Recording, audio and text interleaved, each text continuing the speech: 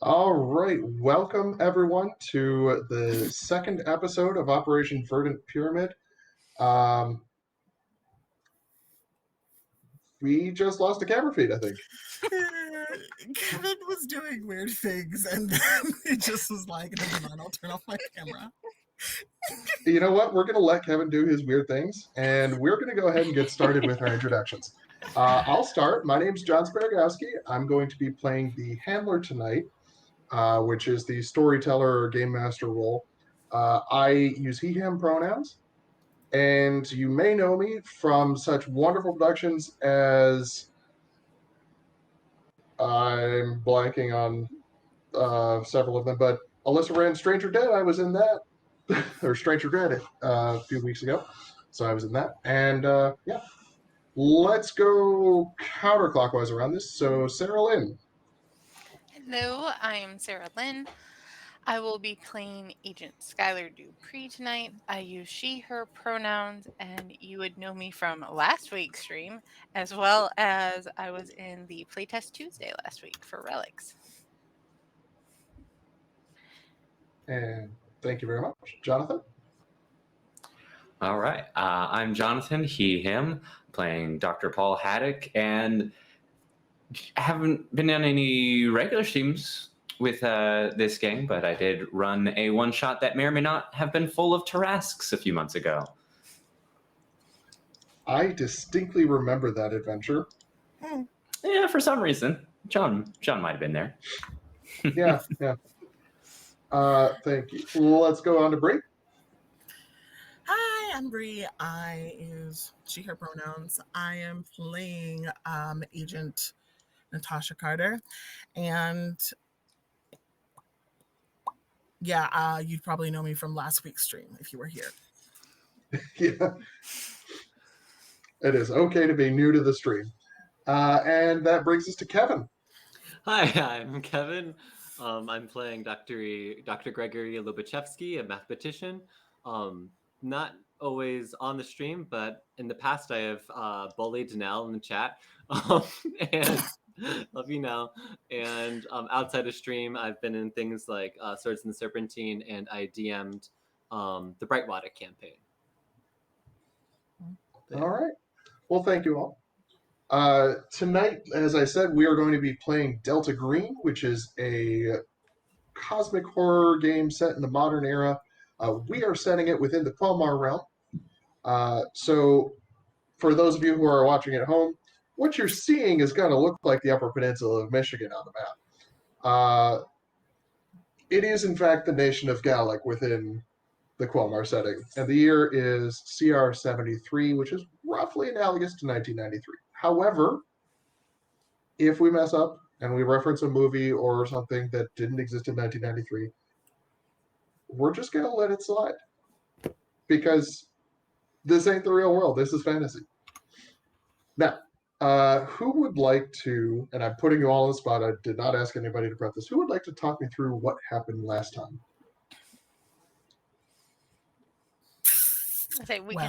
Last time we were all summoned to a basement in what was a town hall, and we met this lady who was somehow talking about child kidnapping for some reason.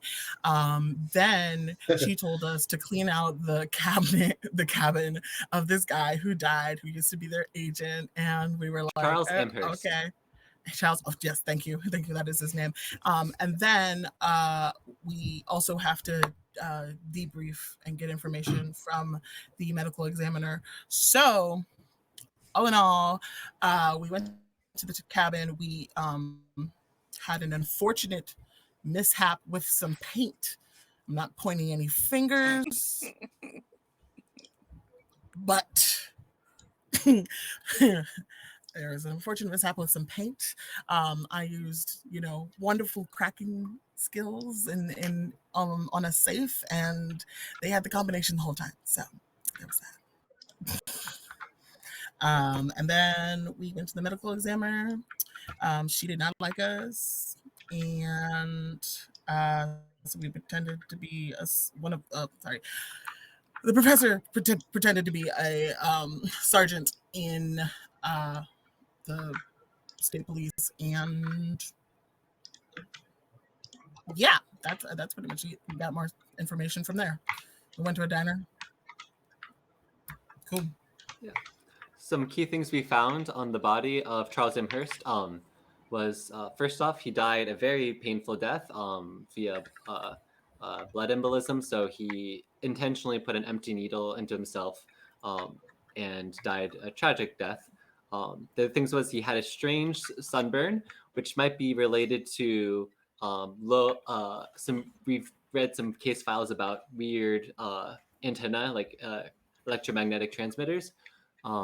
And also he had a metal capsule in his stomach, which had a list of probably coordinates of someone that is less deep in the weeds with numbers might notice.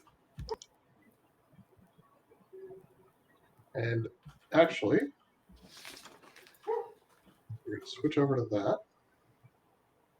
Because I actually do have the numbers this week, folks. Yay! Ooh.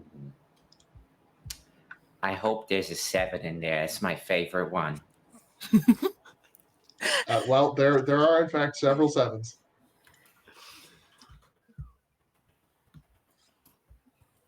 Oh, wow. That was formatted absolutely awfully.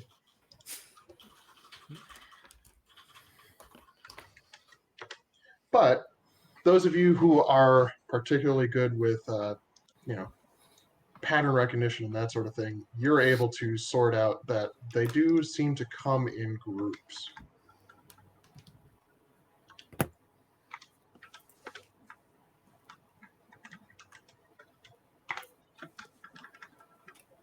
And as you're sorting them out, you realize these are probably 3 sets of coordinates, then a phone number.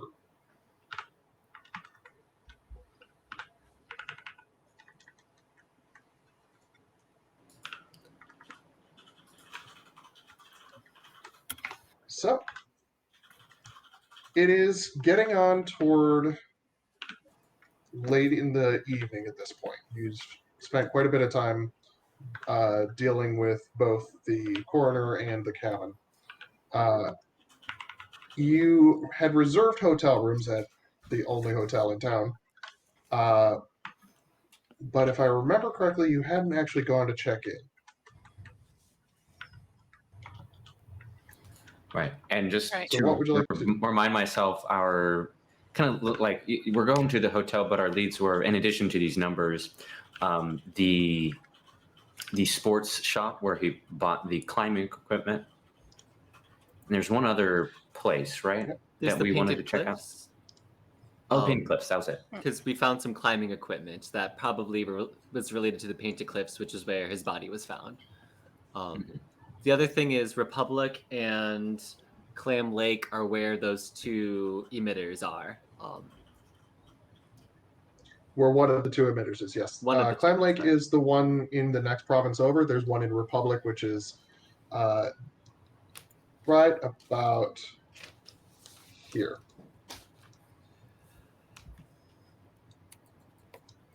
And actually, let me shift ping so that you can all be drawn to that. There we go. So, it is, like I said, it is getting on toward evening. You have the opportunity for maybe a couple of quick calls before the end of the business day, but then it's probably time to call it a night.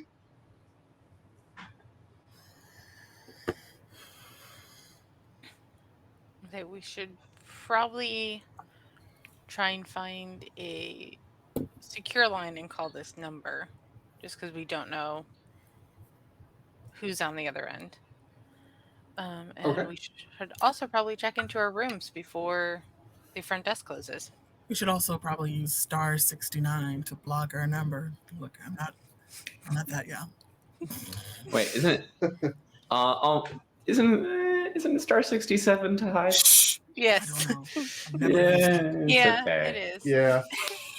Um, 69 says so, Sarah Lynn, Nice. quick question for you. You said you wanted to find a secure line. Where are you going to find one?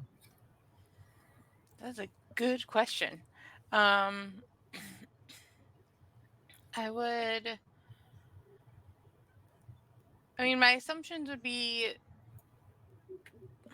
I was like, my first assumption is like the local police station, but they wouldn't know us, so it's not like they're gonna let us use their phone.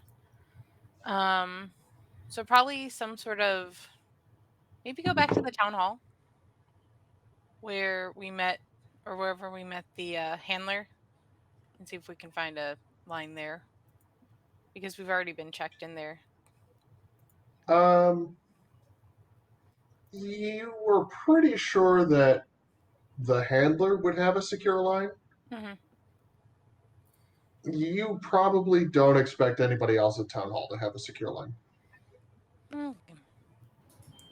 We also, I mean, if we. Whoop, What? Hold on. Sorry, Jeff. if we decided to go to the handler saying we need a secure line when we called the handler saying that we were using a secure line, that would take some explaining. Yeah, a little bit. Then we can just find a payphone and call the number as well. Okay. Payphones Yeah. are easy. Payphones are like on every street corner at this point. So you pony up your quarter and you dial in the number. And the voice that, by the way, who's actually dialing the call? I'll do it. It was my idea. Okay. Oh boy. So the voice that you hear is authoritative, controlled, and masculine. And the what he says is this is Coast Guard Station Ontonagon. Lieutenant Commander Sterling speaking. May I ask who's calling? Hi, my name is Skylar. I found this number and I was just trying to figure out who it belongs to. It was really weird. It was on a piece of paper on the ground and it had some numbers on it. I wasn't sure what was going on. Ma'am, are you under some form of duress? No.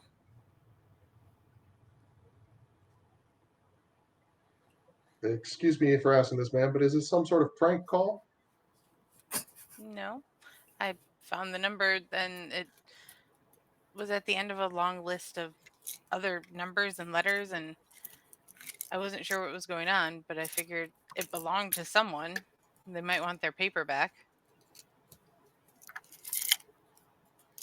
Ma'am, you've reached an office at Coast Guard Station out in Noggin. How did you come across that number? It said I know I've already asked that, but how? I found it. It was on the ground. And it looked weird. You don't normally see rolled up paper on the ground, so I picked it up, trying to figure out what it was. And it had a bunch of numbers on it. And letters.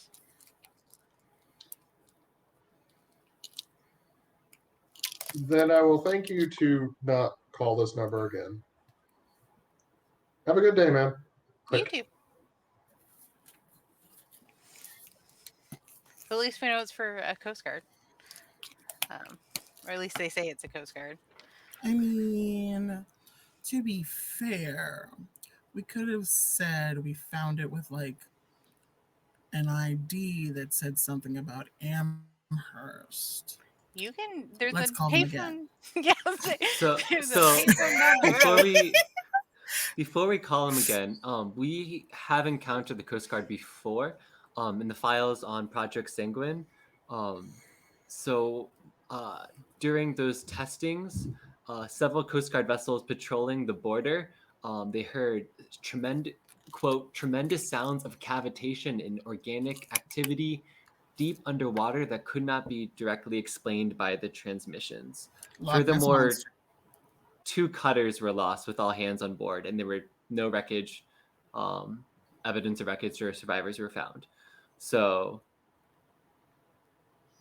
this might be a way into figuring out more about if there was a cover-up on those boats. What was it? If there wasn't a cover-up, what else can we possibly learn?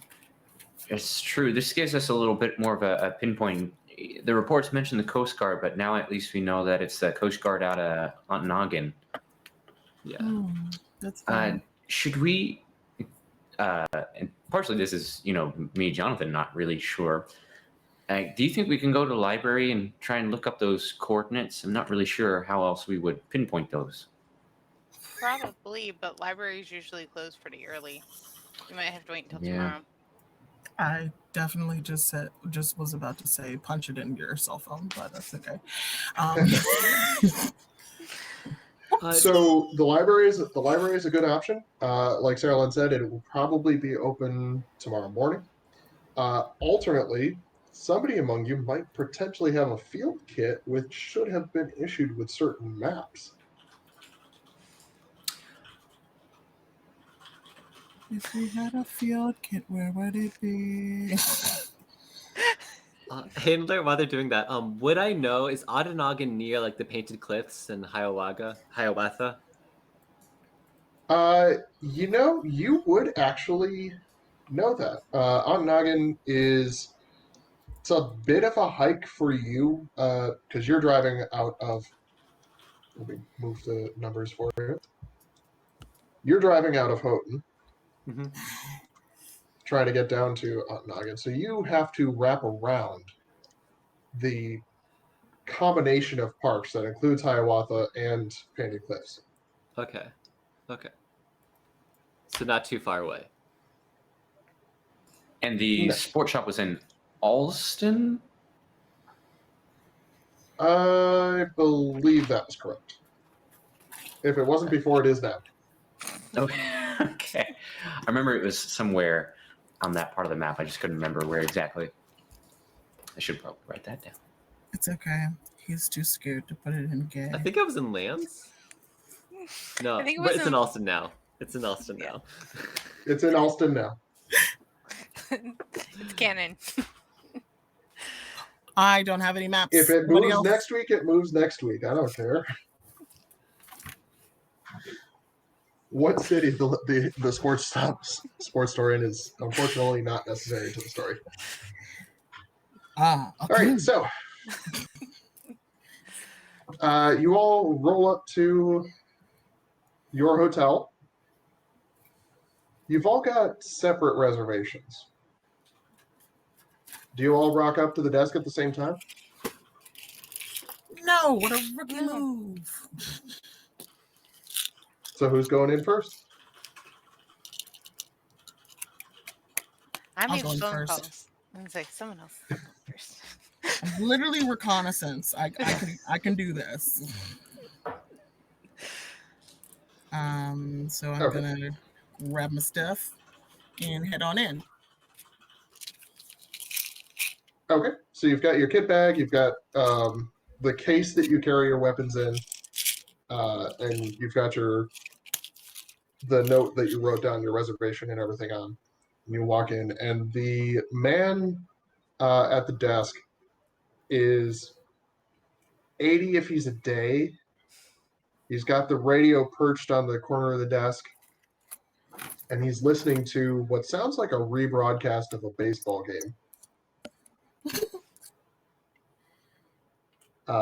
And for a long moment, he doesn't seem to notice you, which gives you a little bit of time to observe. He's completely bald. The side of his face makes him look like he doesn't have all his teeth. He's got thick bifocal glasses, and he is severely hunched over. But when he looks at you directly, you realize there's something about his face that just doesn't seem entirely human.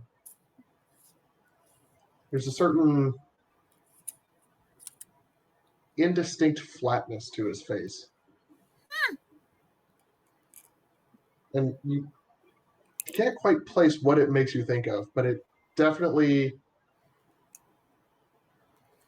there's something going on. Can I roll to see if I remember what it would be? What would you think it would roll? Please hold. I'm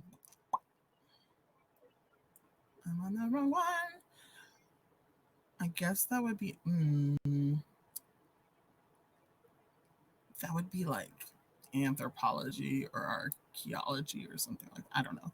Never mind, because I don't have that. I would let an anthropology slide, depending on how much training you have. I have none. That's what I said. Then Like, unfortunately, that's just not within your skill set.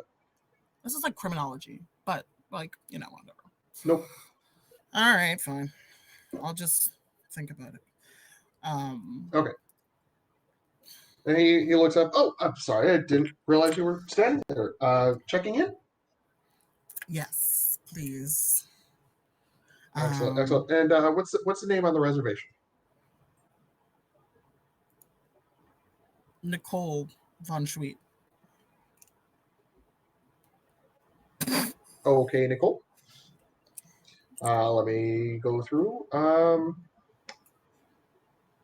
Yeah, I got you right here. Yeah, you're going to be in room 112.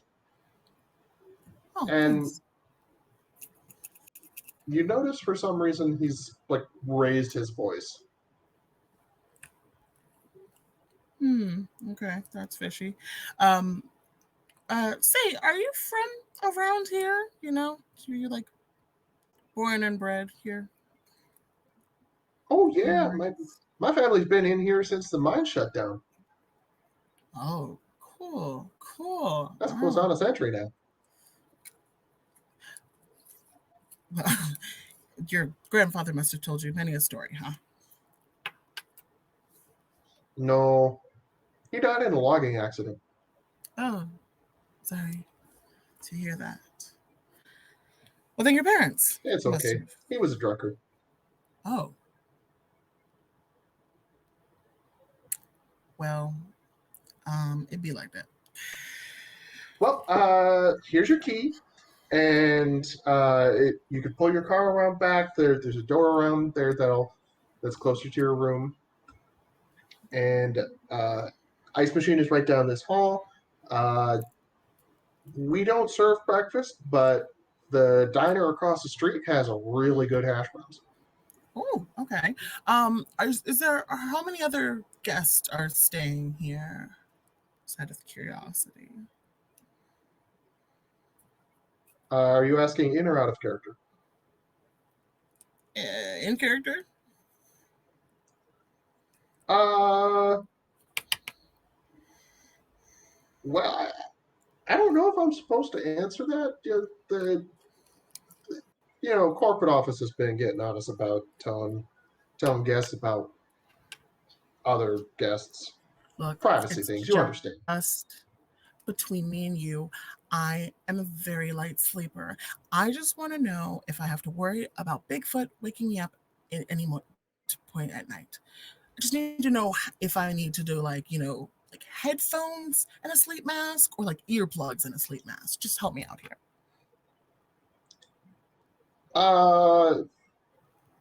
Well, I mean, if somebody told you about Bigfoot, they've been telling you stories. Just a term of speech, You don't have any neighbors, I don't think. All right. Well, thank you. I'll be moving my truck around and my motorcycle around and getting settled in. All right. Who's next?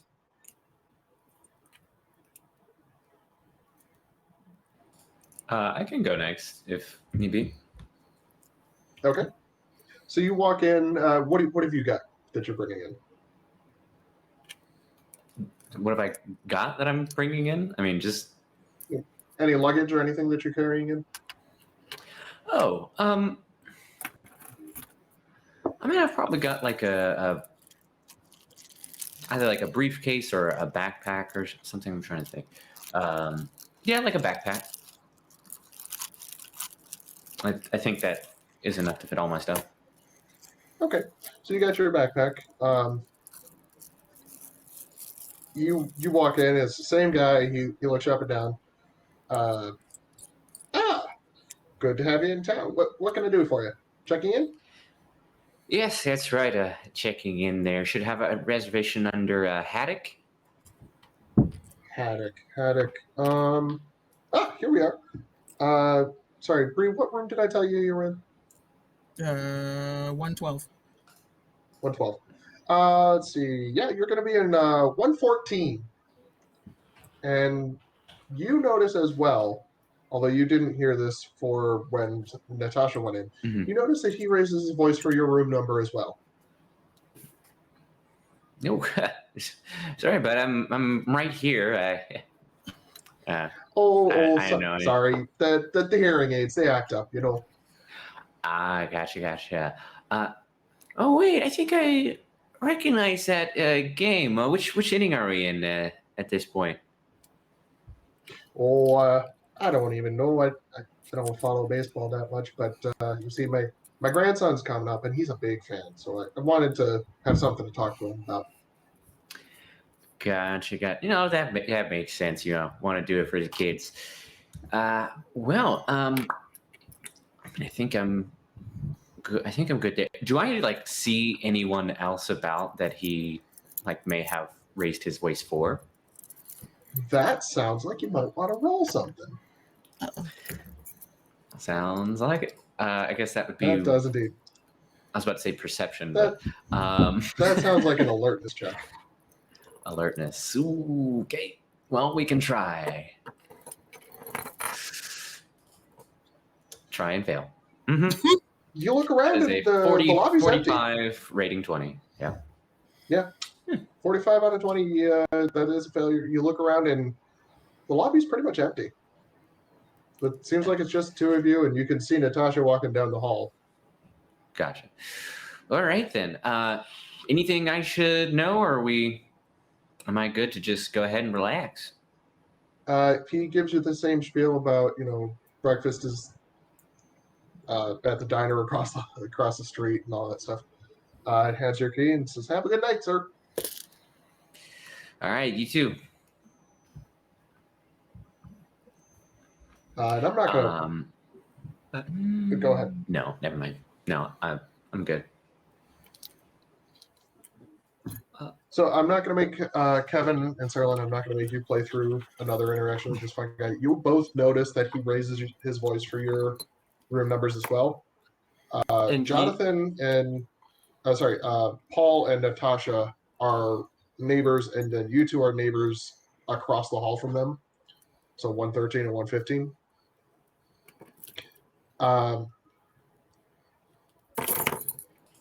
The only thing that I not a really lot of people about would they like put to, us right next to each other, huh? Okay. the only thing I would really like to know is what luggage are y'all bringing in? So is this a motel or a hotel? Holiday It's Inn. it's a very small hotel. So I'm gonna bring in the can of paint, because what I want to do tonight, is paint the inside lining of my suit jacket, with the paint, Okay. And is there like a radio alarm clock or something on the bedstand? Yeah, there is the ubiquitous radio alarm. I am going to put that in the bathtub before I go to bed, away from me, and close the door. In the bathtub? Just Kevin, far are away you from me. suffering sanity loss here? I'm just very. So there are these radio waves shouldn't have the energy to hurt somebody or give them sunburn. But Charles Amherst went crazy and got an insane sunburn. So waves aren't acting as they should now. So I would say he probably also took a wide berth around the radio in the lobby. He's not excited about things. We're Okay. just trying to play it safe. Yeah, no, that makes sense. And Sarah Lynn, what luggage is Skylar taking in? I would say Skylar would have kind of a like an overnight kind of suitcase and a garment bag because she was told she was going to some nice meeting and wants to keep her suit jackets and stuff looking nice. Okay. Yeah, so you all go into your rooms. You don't notice anything out of place. That's somewhat dated styling, but everything appears to be pretty much clean. Your alarm clocks all seem to be functional. The lights look like they're all working. Occasionally, one of them flickers, but that might just be power irregularities.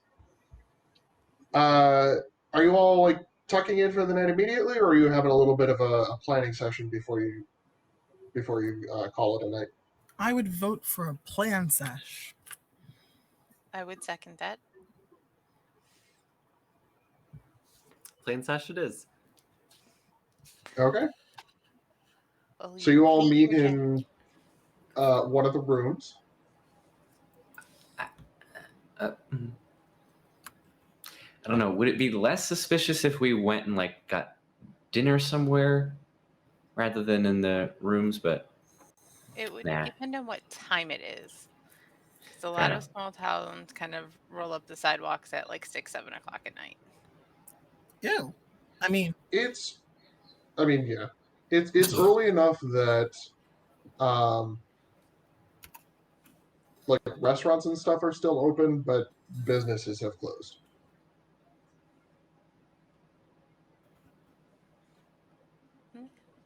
We can go to another diner or like local restaurant. you did tell us about the one across the street. Yeah, we can go there. Yeah. Feel All like right, that. so you head over for dinner. The menu is almost identical to the one you ate at before. The special tonight is beer batter cod with hand-cut French fries. And nothing but the I've got best, to the stop Heinz 50 coming to Cent and these ketchup. games hungry. Sorry. Yeah.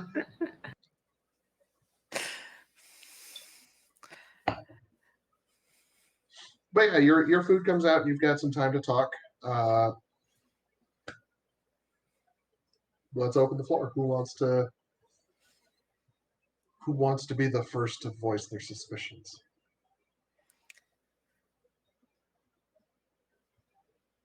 Bree, you're I just lost muted. you, Bree.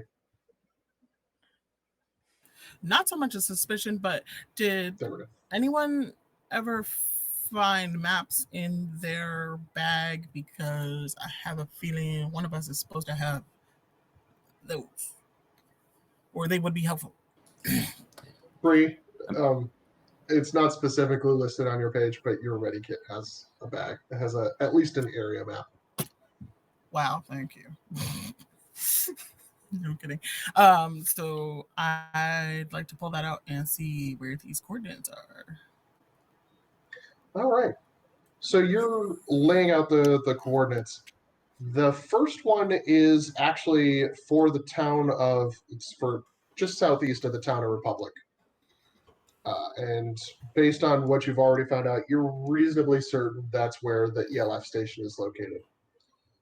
The next set of coordinates is just southeast of the town of Calumet. Excuse me. So that is right about there. And you can see a little icon on your map indicating a mine. And then the last set of coordinates is way off northwest of the peninsula in like the deep water portion of the lake or bay. I don't know technically what this is in the Clomar setting, but it's over deep water. Aha! Is it off the coast of Adanagan? It is far enough off the coast that simply referring to one town is not really a great, like, it's out roughly there. Okay, thanks. Making the notes. What did you say the first one was? You're pretty sure it's the ELF station in Republic.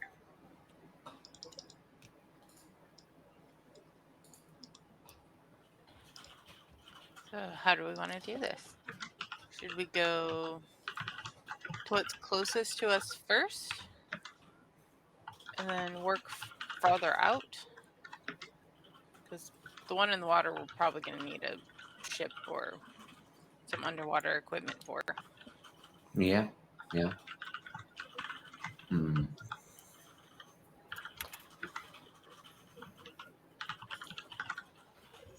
I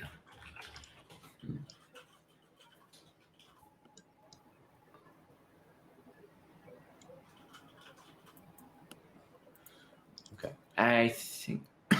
Excuse me.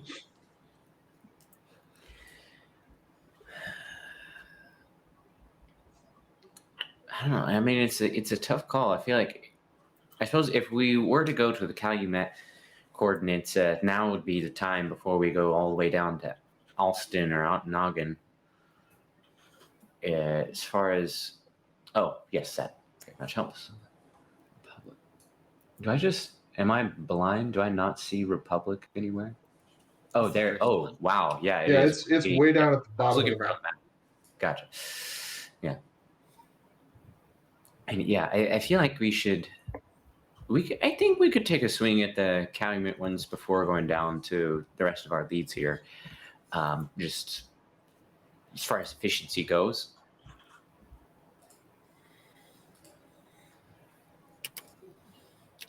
With the distances, does it look like we could hit at least the two on land in one day? Or are they far enough away? It depends on how long your investigation takes at each site. But yeah, if you get an early start at Calumet, you could probably make it down to Republic and have time to conduct a reasonable investigation as well.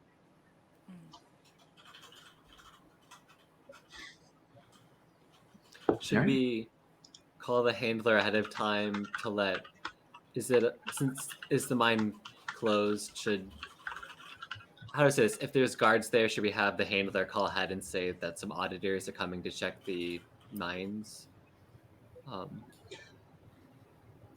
You are pretty sure from living in the area, you're pretty sure that this particular mine is on national park lands, which means you're not sure if it's one of the mines that they give tours at or if it's one of the ones that's closed to the public. But that's what sneaking is for. Yeah, depending. I mean, I could, mines are dangerous places. I could be kind of like a health inspector, make sure all the, folks are safe and good health if it's an active mine. Oh no! Now you're bringing OSHA into Quelmar.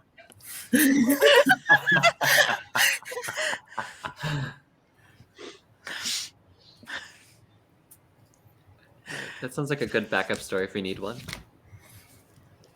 Yeah. OSHA. Oh my god.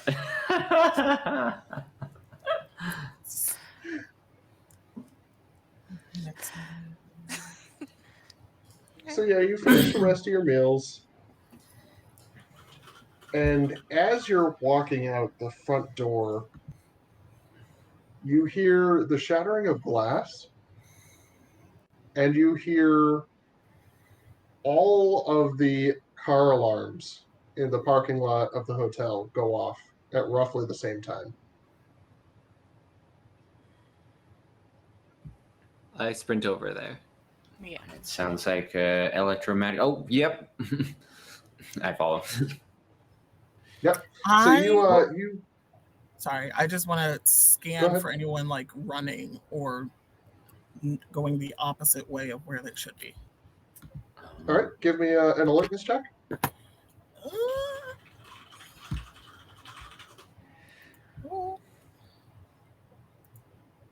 Oh, with a 63 over your 60, that is unfortunately a very close failure. You're looking around, but it gets very dark very quickly in early fall up here.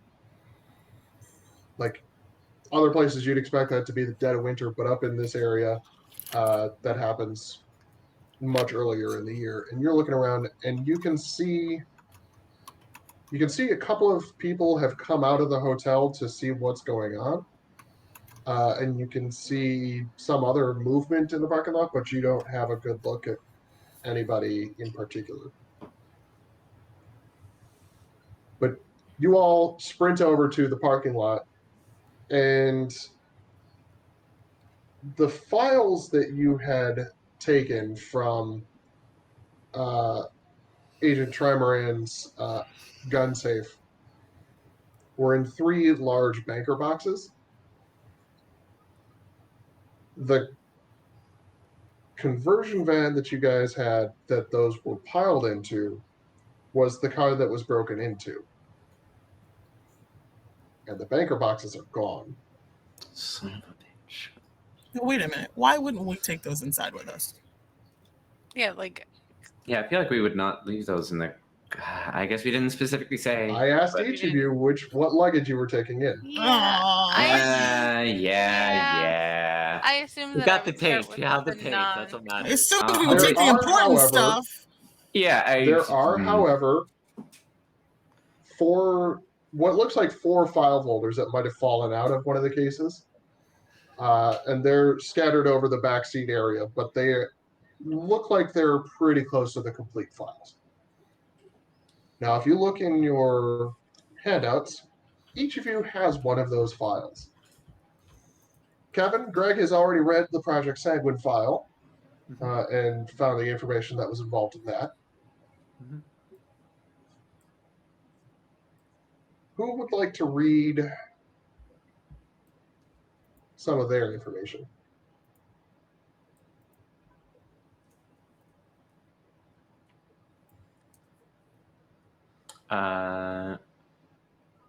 You should just some of it. Yeah. Well, I'd like to give you a chance to read through it yourselves, but then I'm also going to throw it up on the stream so that the audience can read as well. So, who would like to be first? I can. And Sarah Lynn, which one do you have? Case Let me- file 65T02. All right.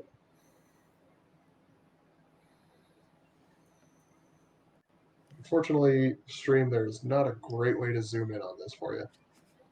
But it's a National Park Service incident file. It appears to be talking about a fatal accident. In the 3rd shaft of the Calumet mine. And it's closed to the public. Eyewitness saw several figures entering and exiting the mine. It says, while the figures were inside the mine building, she reports that she saw bright flashes of light like electrical arcs and heard shrieks and moans that didn't sound human.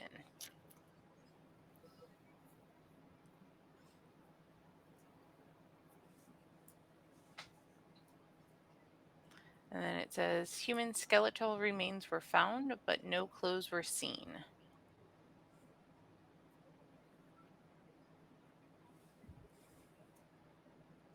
And then it also says, items identified as a helmet and lantern were both crafted from a gold alloy of odd metallurgical composition and appeared more decorative than functional. There's a fancy helmet and some skeletons. And an old mine. Was all that a public file or was some of that a Delta Green file? Some of it was a Delta. The part about the skeletons being found with but no clothes, and the ally on the helmet and lantern.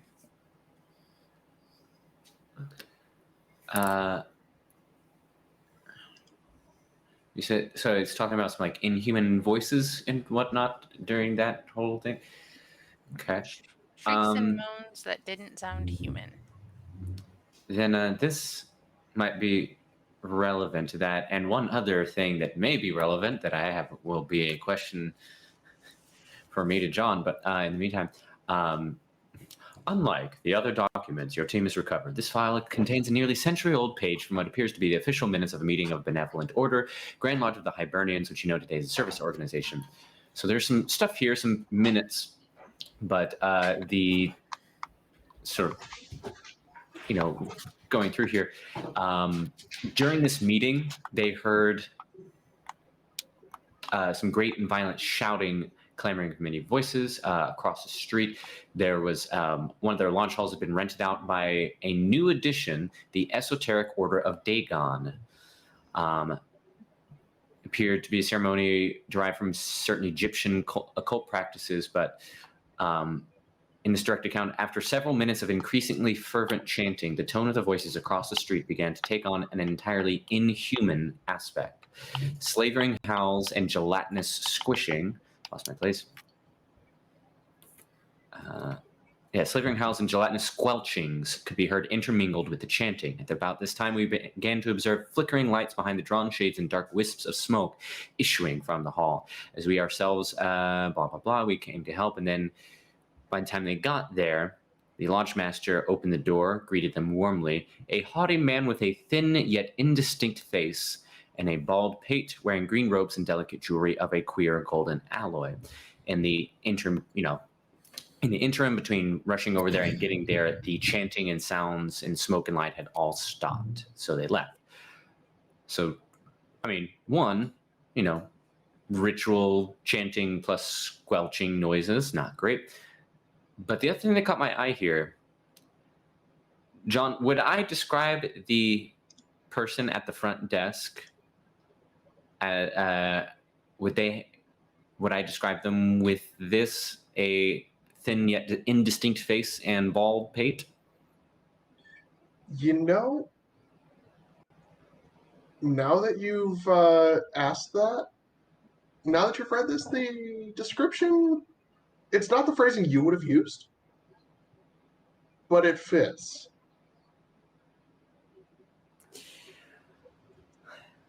Okay. I'll let everybody read before I, start freaking out. Well, I'm already freaking out, but And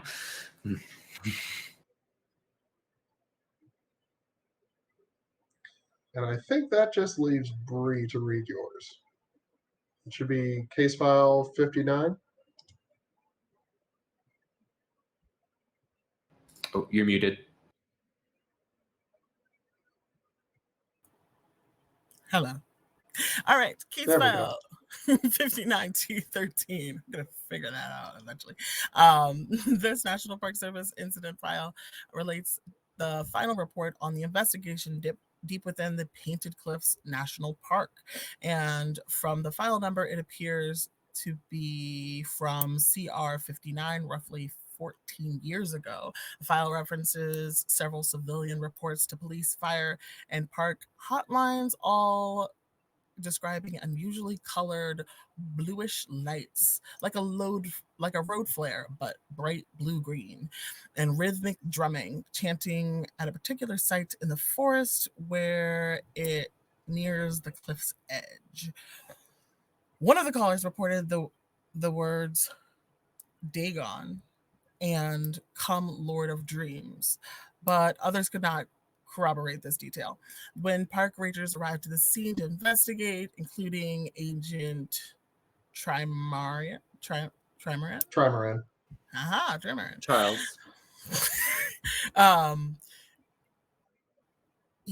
They found the clearing had clearly been trampled by dozens of people in a burned out fire pit, but no other evidence had been reported.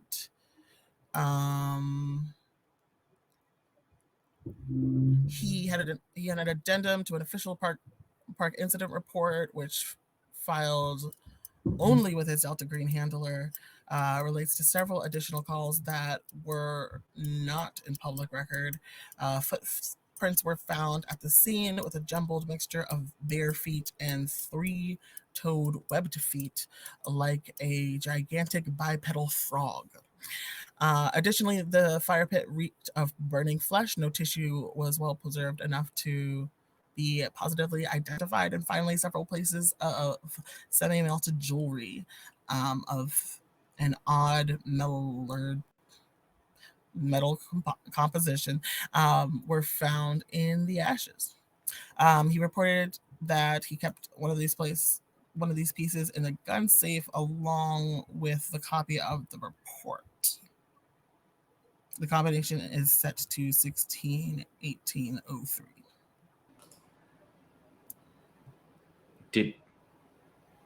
So a different safe than the one that we went through.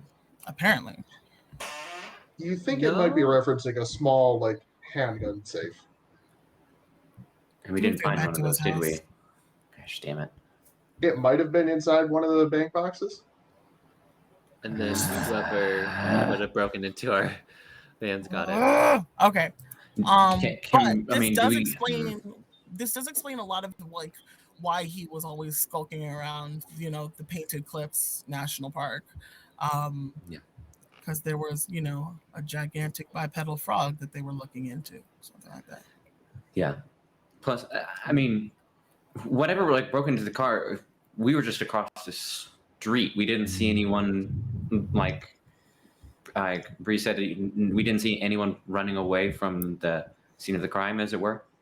To be fair, I failed that, so we don't know. Right. Gosh. Look, it was a good idea. It just didn't have the rolls. I don't know.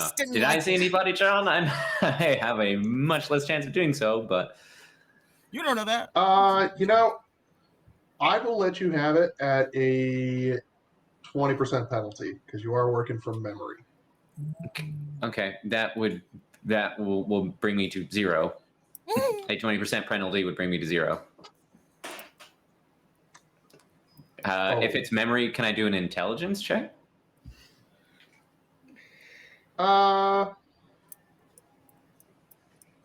Yes, but again with the 20% penalty. That I can do that. It's better than 0. Hey. So you got a 65 under your 85. Sorry, no. You have a 5 under your 65. That is a 5 under my 65. 80. All right. Not bad at all. So yeah, thinking back, you remember seeing, it looks like maybe 3 people. And they were all wearing like dark concealing clothing, like hoodies, track jackets, that sort of stuff.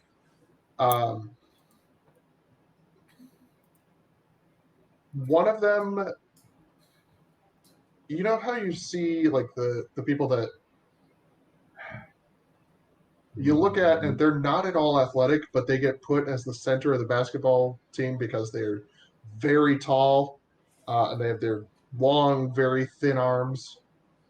That was what one of the people that was running away looked like. A lanky person. I feel like it was directed at me and shots fired. No? So tall and unusually thin. Tall and lanky. Okay. Tall, lanky, and unusually thin. And then a second person out of the 3, his hood fell back, and he was also completely bald. You saw the back of his head, you didn't see his face, but again, shiny bald head. Son of a bitch. Right? Did I see? I mean, it is dark. You are you are very confident that the person with the shiny bald head was not your desk clerk. Right. But as far as I was gonna say is dark, but like which way they ran? They seem to have run into the woods behind the hotel. Oh no. Okay. Oh no. Oh no. Oh no.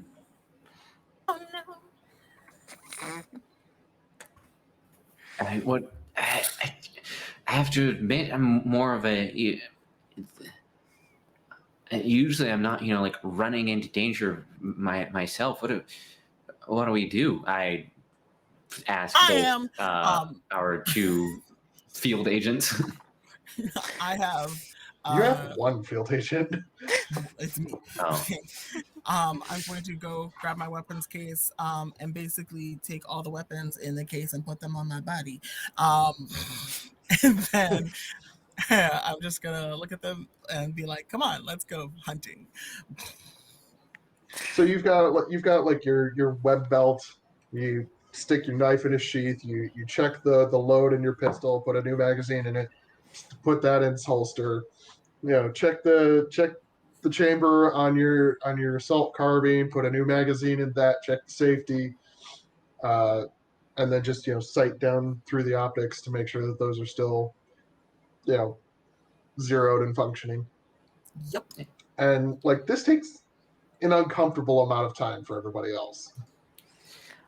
Do you Like do you you're have you're a? just you're all just watching her as she pulls out a small arsenal. Now, are they uncomfortable with how much time I'm taking, or are they uncomfortable with the fact that I have a small arsenal? I was gonna ask, That's a question for them. can I try searching the van to see if whomever stole our stuff left any clues or anything behind? Fingerprints or Yeah. anything? And what skill do you believe that would be? I would say either criminology or forensics. Let's make this a forensics check. Okay. Can I help you with a search, maybe? There aren't any formal rules for assisting on checks, at least not that I have seen. But I would say you go ahead and roll, and if you succeed, that's a 20% bonus for her. Okay. So you succeed with a 5 under your 40. Neat.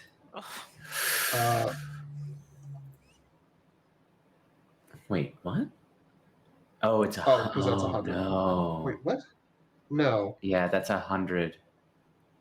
Oh no. Oh wait. It says -1. Except that shouldn't be 100. Sorry. For the audience, Sarah Lynn rolled a 0-0 under her 40, which it seems to be reading as a fumble, which would say it's 100. However, 0-0 should not be possible with the dice roller the way that it is. So, Sarah Lynn, roll again. Okay. All right. So you, with your 20% bonus, you had a rating of 60, and you rolled unfortunately an 85. So,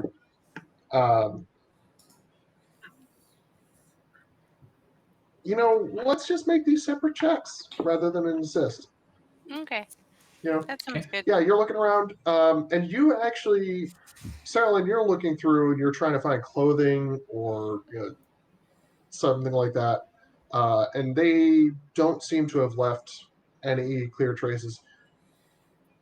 Paul, you're looking for like bodily fluids, signs of injury, that sort of thing, and sure enough, you find dripping from the edge of the broken glass a substance which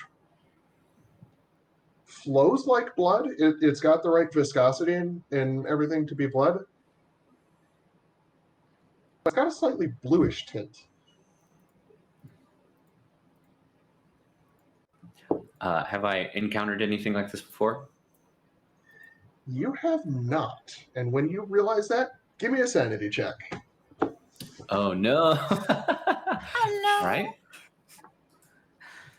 Never ask. I think that 00 is 100. As much as I hate to call myself out for getting a critical 100 fumble failure. You know what? Firstly, chat, roll 20 in the span of 3 dice rolls has given us 100 twice. So I don't know what's going on with that. But That is Jonathan, a 1 in you- 10,000. Well, at least twice in a row would be 1 in Yeah. 10,000, but a lot. Oh God. 2 out of 3, no. yeah. So you got a 100 over your sanity of 69. So you lose. Nice.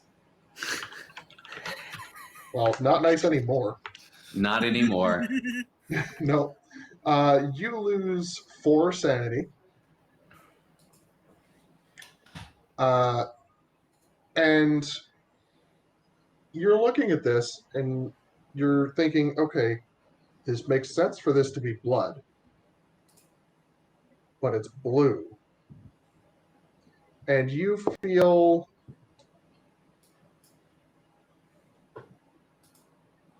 your throat start to close up.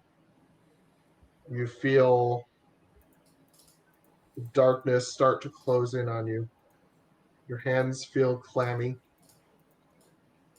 You feel a crushing weight, as if you were being dragged deeper and deeper underwater.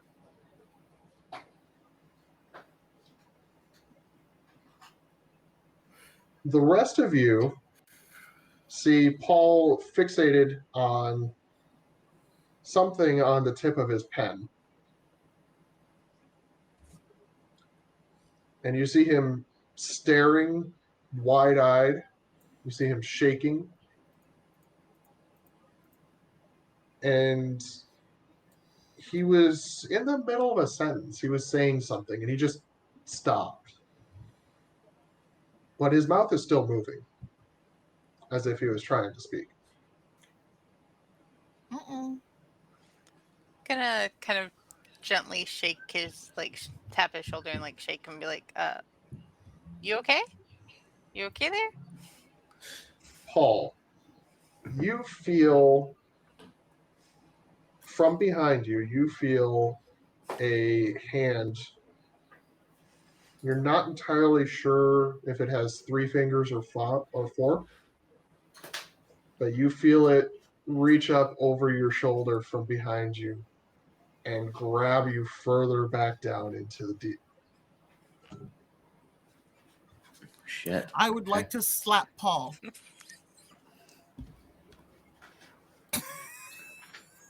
Well, first we're going to let Paul react. Oh, darn. Okay.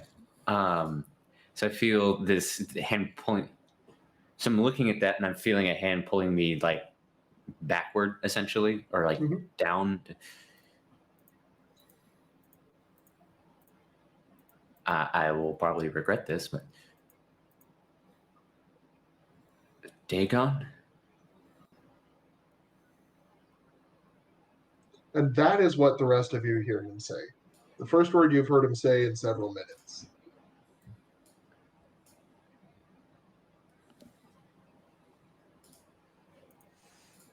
I think he's gone crazy. And I will then lurch and try and brush or pull the hand off of my shoulder. Oh. And when you do and you make contact with Skylar's hand and you realize that it is in fact a warm, living human hand, all of a sudden the sounds rush back in, the warmth rushes back in, the light rushes back in, and you are back, if not better. Oh, man. I mean, You okay? Good to have you back, Paul. Skylar, sorry, I just not really sure what came over me. I am consciously I have the pen. I don't want to get rid of it, but keeping it out of my eye line. There's sorry, I guess I got a little bit caught up in this. they left something behind. It looks like blood. The viscosity matches. It should be blood, but it's blue. It's not the right color. It's blue. Yet, I mean, deoxygenated blood does not exist in. I mean, where in the atmospheric pressure, like there cannot be deoxygenated. I don't know what the hell is going on here, but To be Could it be- fair, we did just read a case that talked about blue-green road flares. So I think we're definitely in unusual territory. yeah, I yeah. mean, is there anything else that it could be? Because yes, blood has a certain viscosity and everything, but I'm sure other items have similar properties. Maybe we should lick it. None that I've seen. I've seen a lot in my line of work. I've Actually- seen quite a bit. Roll me a whichever's higher if you have a chemistry or a medicine. They're both at 80. Damn, So- Go ahead and son. roll one. Okay. That's what he does. Yeah. Let's go with chemistry. There we Right, go. With a 19 under your 80, that is a success. And now that the idea has been put in your head that this might be something other than human blood, the analytical processes in your brain start to engage a little bit, and you realize there is one creature that does have blue blood. Horseshoe crabs, which are not native to this region at Yeah. all. Yeah, certain art. That's an arthropod crustacean. Yep. Yeah. They're basically dinosaurs. Yeah. That's Older than. Sorry, You're right. My head started spinning there for a second, but you're right. This is more like your arthropod crustacean, but lobsters, horseshoe crabs. But what the hell kind of? Who brings a lobster to a carjacking or not carjacking? Breaking in cars. Maybe it was like a random, or maybe they work with horseshoe crabs, or I don't know. I don't know. I mean, it could be. Wait. Well, if it is some sort of. Well, they're wearing like heavy clothing. Maybe they just. It could have been on their clothing. To leave this much though? I realize I'm kind of grasping at straws here. I'm grasping for straws that make sense, other than this being human blood. So I think, at least for me, I don't think I'm going to be able to get much more out of it standing around here. I think, you are gearing up. I think I think we should. If you wouldn't mind, though, I've had some basic training there, Natasha. If you've got a spare, just something small that if we get separated, I wouldn't hate having something to do I'm myself. gonna pull out the boot gun, look at it, double check the chamber, and be like, "Here, the safety's on, and be careful. That was my very first gun." I'll do my best. Thanks, Natasha. Now, I guess the best place, is the back waistband tuck. Don't get shot Well, in the you're not butt. gonna go. You're not gonna go for the front and hope something doesn't get shot off. Wow. For some reason, no, I'm not going to We do could that. add a eunuch to the group. It's fine. Oh, God. Wow. Well, Fine. there goes that PG-13 rating.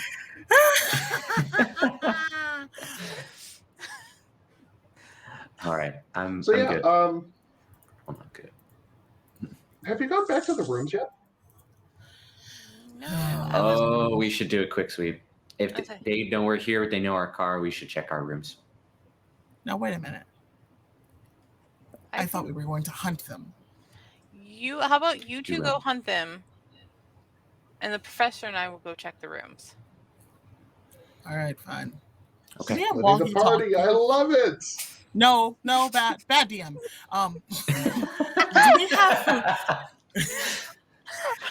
Do we have walkie-talkies? I know those exist.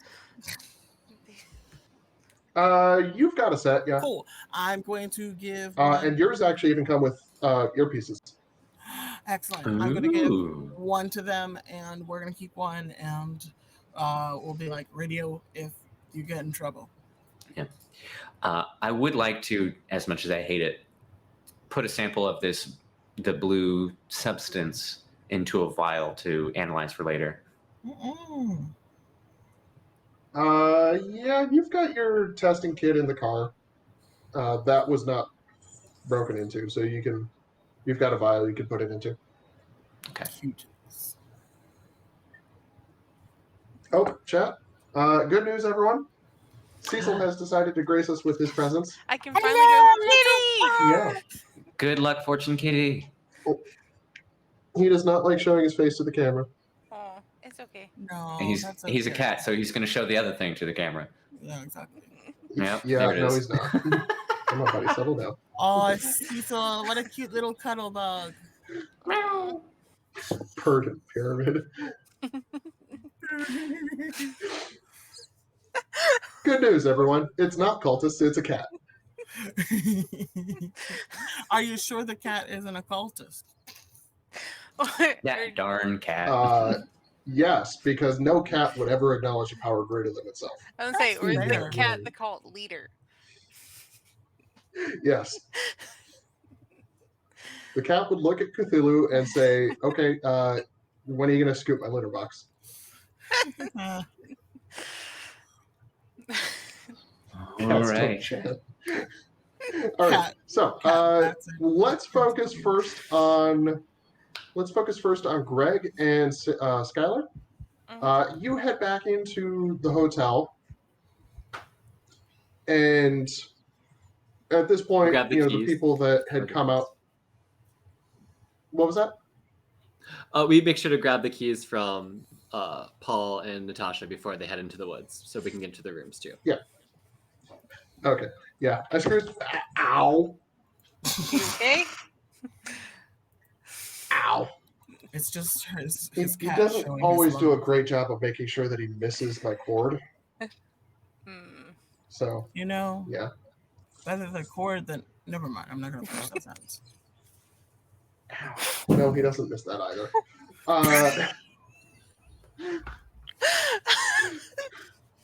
Love him dearly, but he causes damage.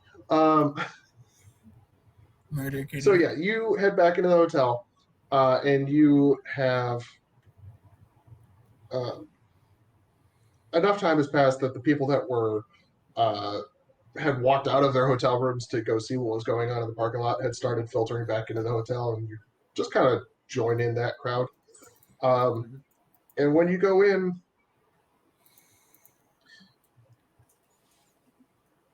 these are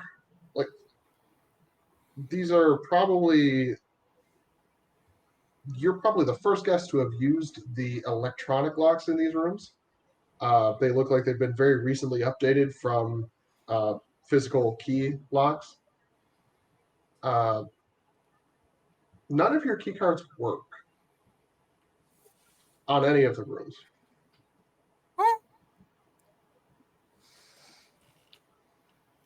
And as you're flipping through your key cards, trying each one on each room, you look down the hall and you realize that everybody that came out to the parking lot to see what was going on is having the same experience trying to get back into their own rooms. Would I?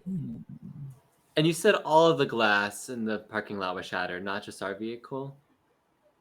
Nope, just the one vehicle. Just the one vehicle. Okay. But all of the car alarms have gone off. All the car alarms had gone off. Would I need to make like a physics roll to make some sort of guess about like electromagnetic pulses or like a large something like that that could explain both the alarms? I'm not going to require a roll, but you are very quick to jump to the idea that some sort of magnetic disruption definitely affected these cards. Something large enough to affect all of it either affected the cards or the locks, and it's not entirely clear to you which.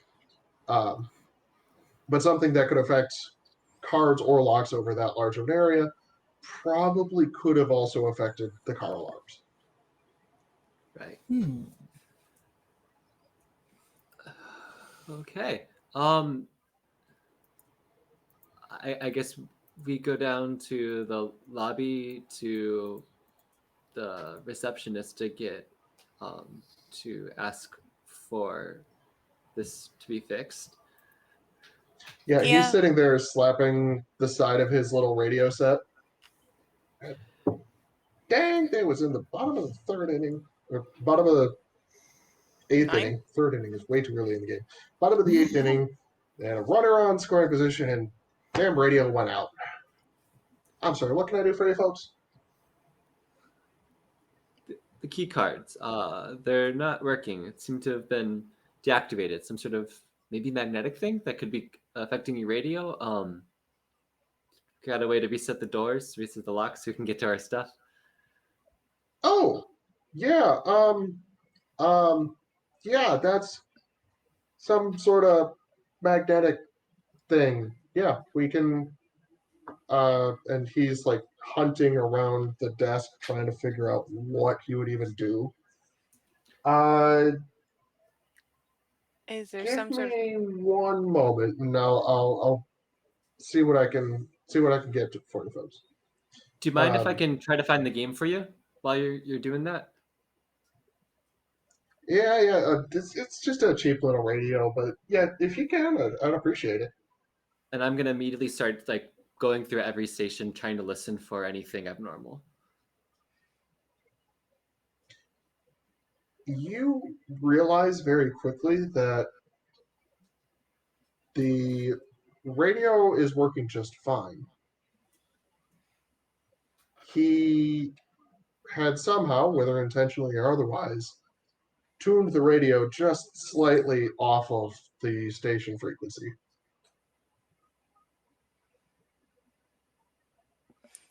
what's the new station frequency? It's something that's just static.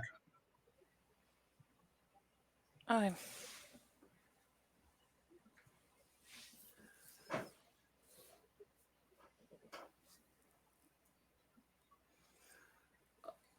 Can I do I see anything like on the desk, like any kind of paperwork or anything that might be interesting or not normal hotel paperwork?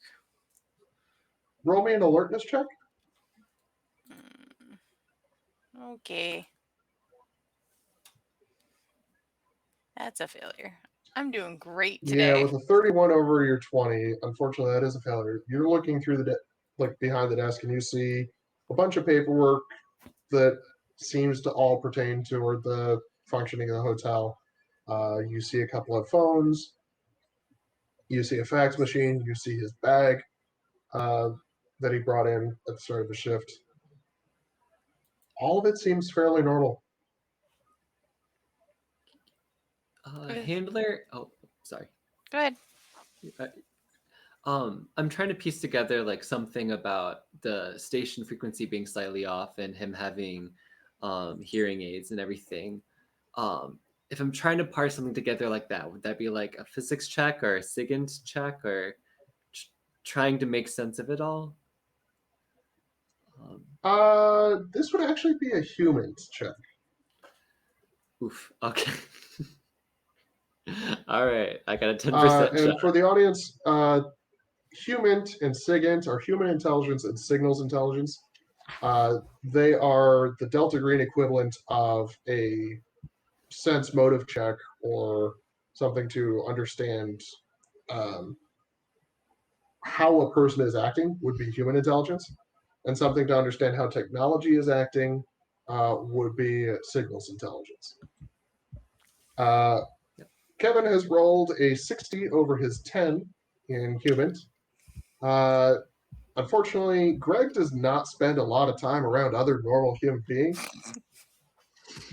Sorry, other normal human beings is a strong statement there. He doesn't spend a lot of time around normal human beings. Yeah. So yeah, he doesn't really pick up on anything particularly strange about the desk clerk's behavior. Perhaps Skylar might also find something odd about this. Sure, I'll try my 10. With a 98 out of 10. Good lord. We're the best team. Good job, folks. No, yeah, like there is something off, but you can't quite put your finger on what.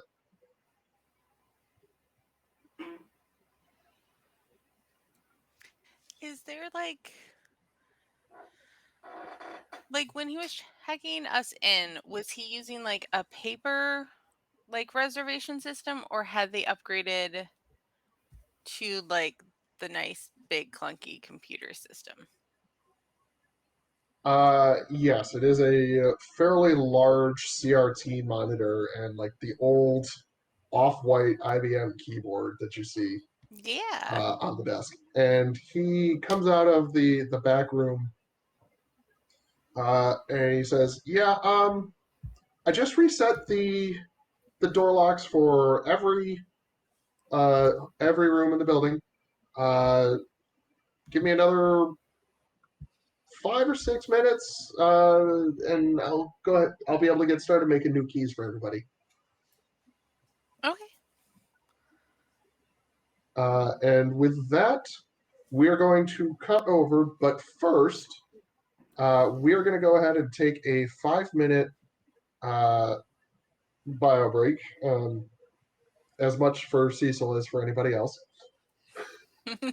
And when we come back, 5-minute we'll kitty be break. focused on yes.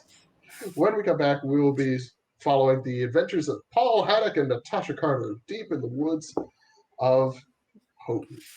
Hopefully you have Stay better with us, rolls folks. than we do. So cute. Into the thick of it.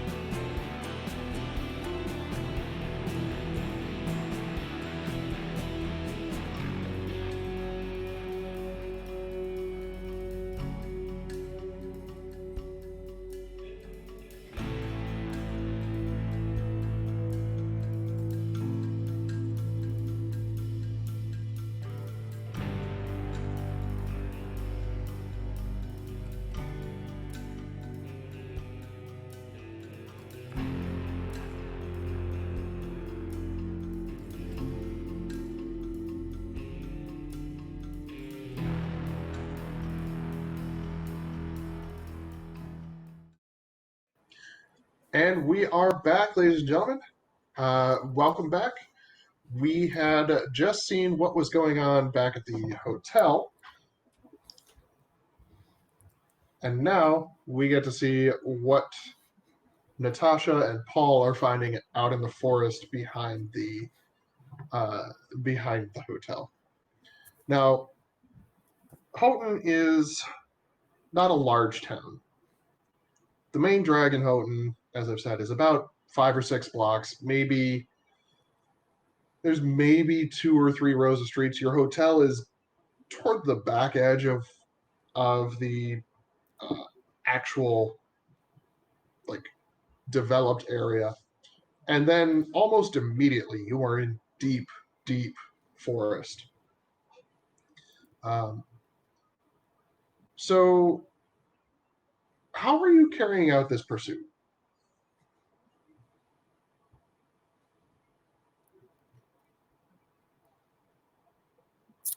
So, I guess I would be looking for other blue blood markers, footprints, broken twigs, pathways, anything like that.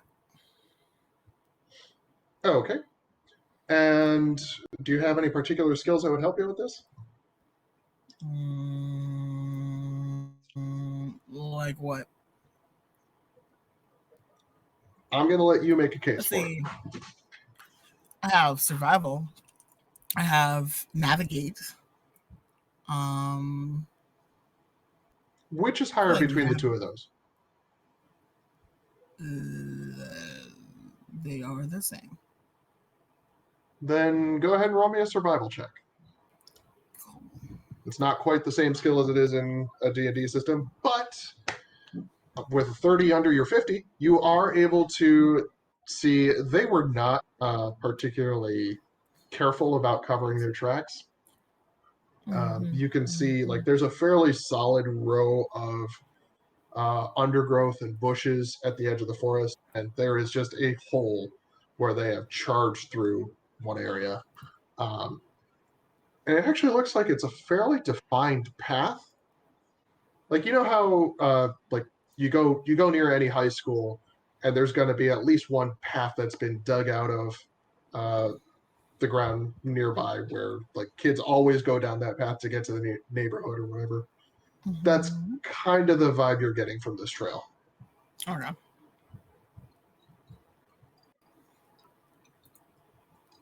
But yeah, you're pursuing them. Do you have your? I know you've got a tactical flashlight. Do you have that on? Yes. Yes. It was a very long decision there. It's probably a very long mistake, but well, No. I got it on. You only live once, right? So yeah, you are charging off into the darkness. Paul, how close are you staying behind her? I mean, I'm probably sticking fairly close. I'm following her lead on this, and I don't want to get left behind in the middle of the woods at night. Yeah, no. I mean, yeah, there's only like small bears. But yeah, you're following along, and both of you, please give me an alertness check.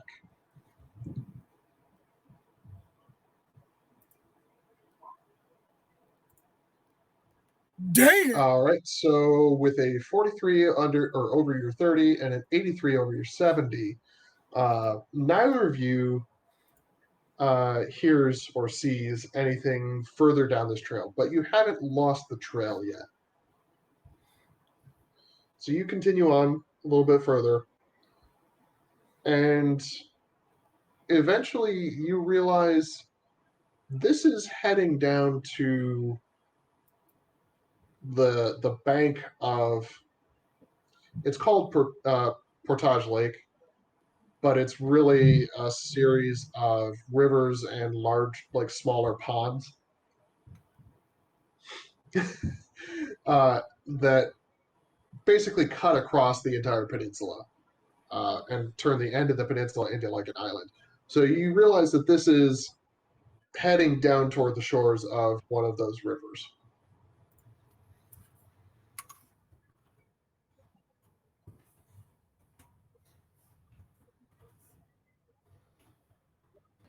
Well, if we're headed to a river, there could be some river crustaceans, which would explain the. Sorry, never mind. I mean, Still following. they wouldn't want to get the papers wet. So they Unless they're shouldn't trying- go like swimming away. I don't think. Well, those bank boxes, if they're sealed up, I think they are actually. I don't know. Are they waterproof if they're sealed up? No. No. Okay, Bank so- boxes are paper boxes, and they have handholds cut through them. Oh, those things. Got it. I was thinking like a safety deposit box, which no. Okay, no, Nope. I'm on board. It's like the clean out your desk box. Mhm. Yep. Okay. So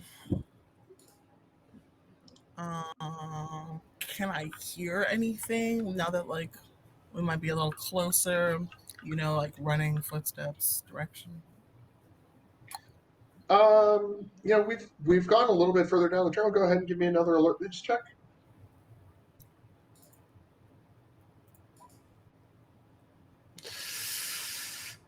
Yay. All right, we'll get to that in a minute. But Natasha, you rolled a 63 under your 70, so you succeed. You hear probably 300, 400 yards ahead of you. You hear the sputtering of what sounds like an outboard motor on a boat come to life and then start putting. It sounds like it's heading northwest, which, with where you are relatively, is heading out into the larger portion of the bay. But they're not at the larger portion of the bay yet, right? No, they're still. It sounds like they just started up the engine, So, it's so still by the coastline. they're at the river basically. Okay, I would like to sprint and jump in their boat. From 400 yards away. Okay, it's a lot of sprinting. There's a lot of sprinting. But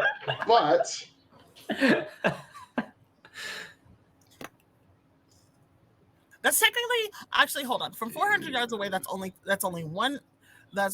100 meters, and yeah, Not, that's what they what's sprint Natasha's in. 100-meter time? Okay, hold on. Like 8.5. 8.5? Okay. Let's see. What?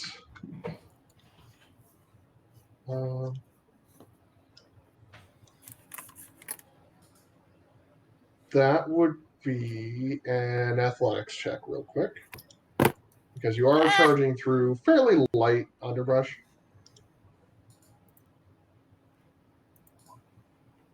Yeah. Okay. Ooh. So, Paul, Mm. you see Natasha dash off into the darkness,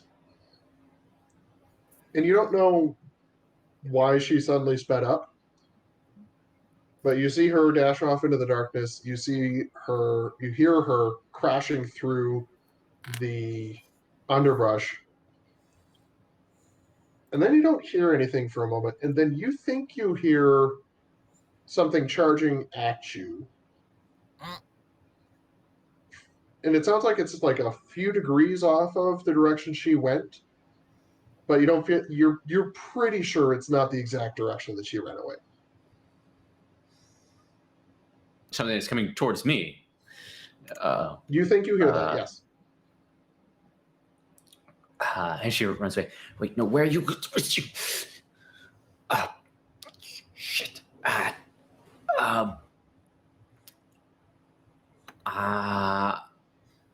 At least for the immediate moment, I'm going to like try. Sorry, did we say we do or do not have flashlights? Natasha has a flashlight listed in her tactical equipment. Okay, gotcha. Yeah, I do not. Cool. Then I will just, for this immediate moment, I'm going to like get up behind a tree, so I'm not just out here in the open. So you get up behind the tree. Mm-hmm. You Pull are out, holding and your I'll pull breath. You're out trying to make the yourself as skinny as you possibly can. yeah, and I'll pull out the gun. Okay, roll me a stealth check as you try to make yourself as small as you possibly can behind this tree. Oh no! I just saw my stealth score. Yeah, that's what I thought.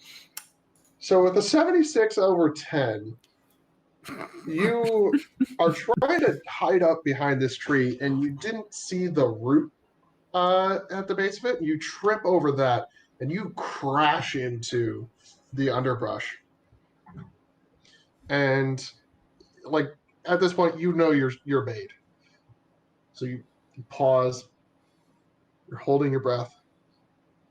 You can hear the pounding of your heartbeat in your ears. You slowly let out your breath as quietly as you can. You take another one as quietly as you can. And you don't hear anything.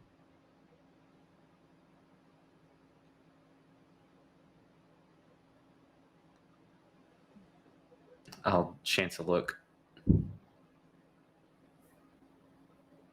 You don't see anything either. Okay. If I even And still have my And you come to realize, with a certain degree of embarrassment, that with your 66 over 30, you heard an echo of Natasha running away from you and misinterpreted that as something running towards you in the darkness. We had our first crit fumble, folks. Yeah, 60. Execute order 66. I was No, hoping he was not going to the shoot at it. dumplings. Embarrassingly push away the mental images of a lobster person stalking me through the woods. And just, yeah, if I still have my bearings, try and follow after where Natasha went. You're pretty sure you've got your directions. But we are, in fact, going to cut to Natasha now as you're making your way. Because you may have made your way to the lakeshore, and the shore itself is about 20 feet of like rocky beach where there's no cover, no undergrowth or anything. Do you stop at the edge of the trees, or do you just keep charging? I feel like I would, while I'm running the last little bit, I'm going to see if I can spot the boat and see how far away it is. And if Yeah, you can see. You can see two. Or no, sorry, you can see the boat. In the 10 to 20 seconds it's taken you to cover that distance, you see that it has pulled back from shore and has like turned to start heading down the river. I'm gonna jump in So the it's boat. maybe 20 feet off of shore.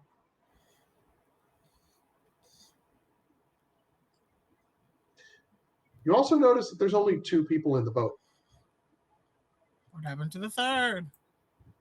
and neither of them appears to be particularly tall or thin. Uh-oh.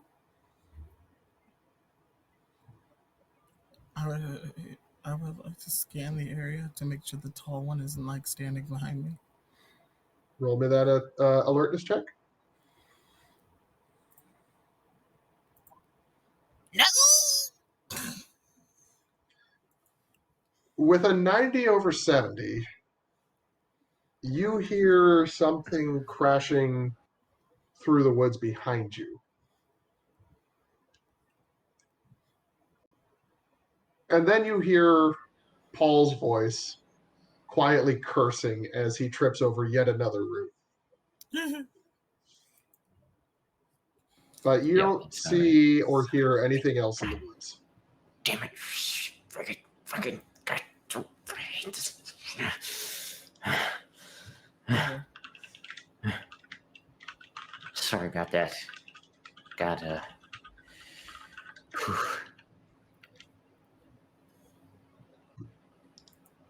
So, where is why did you? I'm glad I caught you, but why did you run a just freaking sprint? Because I heard them and they were starting a boat. They were about to get out into the bay. All right. Let's try. The boat is putting away. Okay. I'm trying to get How far away is the it? sound effect here. It won't do it. At this point, close to 40 or 50 feet away. And I would like to swim to the boat. you would like to swim to the boat. Yeah. All right, roll me that athletics check. Either athletic or swim. Yeah, it's swim, I guess. Actually, athletics is higher. Never mind. Too late, it's swim. Damn it! Why, Dice? Why? Would that have been a success with athletics either? No. Why Yeah, have you didn't think so. forsaken So with an me? 84 over 50, unfortunately, that you do actually dive into the water fairly well. You're making strong progress.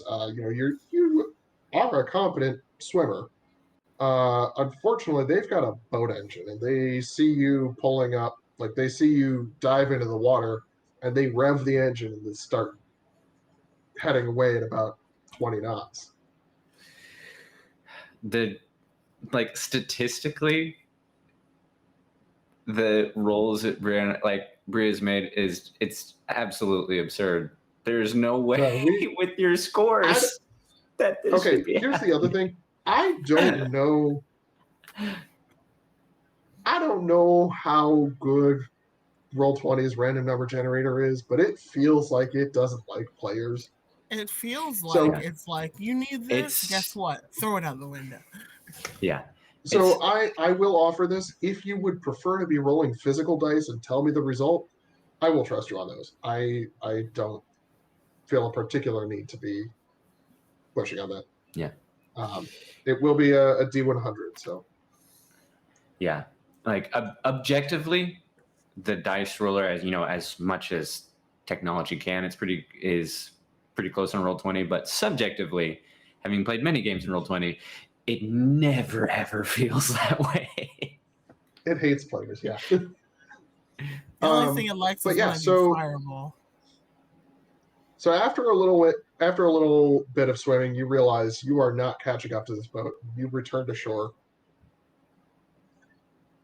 And about the spot where you climb out of the water, Paul, you have caught up to Natasha, and you both look down, and there's a small bundle of clothing on the shoreline. Looks like a dark hoodie and some track pants. Uh-oh. Why would they leave their clothes behind? You know, evidence, all that sort of stuff. They're probably not in the system. Unless there would have to be something on these clothes that would place them at the scene. I'll take a closer look at the clothes. I guess forensics isn't my thing, but I don't know. This is something that it doesn't even really require a roll. You shine the flashlight down on the hoodie and you're spreading it out on the rocks. And you see right about midway up the sleeve a rough cut that looks like it might have been from a broken window or something. Mm. And around the edges of that, you see a blue stain.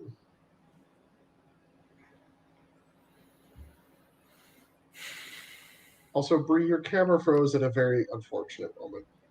What did it do? Did? Oh The- no. Yeah, No. it's fine. All right. It's No, okay. it's got to be. Darn it. It's my guess at this point. It's got to be they're taking colloidal silver or something that can stain your skin. I don't know. I think these people are up to something very strange. That's going to be my best guess in the blood. I'm not going to linger on it because without any further analysis, it just doesn't make any sense. Yeah. Let's take the clothes back, see if we can identify anything about them.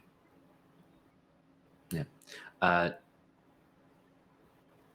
Did you mention that you only saw 2 of 3 people? Yes, I will tell you that now. Okay. Well, that's concerning. I don't know if they split off in a different direction or if they're. Well, that's the thing. He's so like conspicuous. Like, there's no way somebody wouldn't see him. Yeah, I guess we just need to keep out an eye for some basketball players. Yeah, very much. Or volleyball. I mean, either way, just not important. Yes, we should get back. I don't like being out here. Me too. Give me the creeps. All right, let's go. Yeah, you're able to make your way back to. Oh dear God, what is happening here? We lost Bree's camera. Bree, can you still hear us? Yes. Okay. We lost your camera feed, but we can still hear you. Okay. But you're able to make your way back to the hotel without any further incident. And by the time you've gotten back, the desk clerk has remade everybody's keys, and everybody's heading back into their rooms.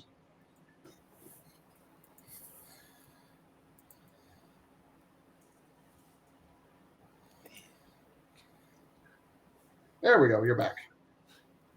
Okay. There's only one other odd point in the night. And each of you has a moment where you're fairly certain maybe it's a tie that was hung up with your shirt or something. Or maybe it's a toothbrush that you're pretty sure you hadn't taken out of your shaving kit yet. Or your shoes, you thought they were under the other bed in the room. Something in each of your rooms is off. Is the paint still there? The paint's still there. Okay, that's good. I don't know what that is. Then again, neither do we.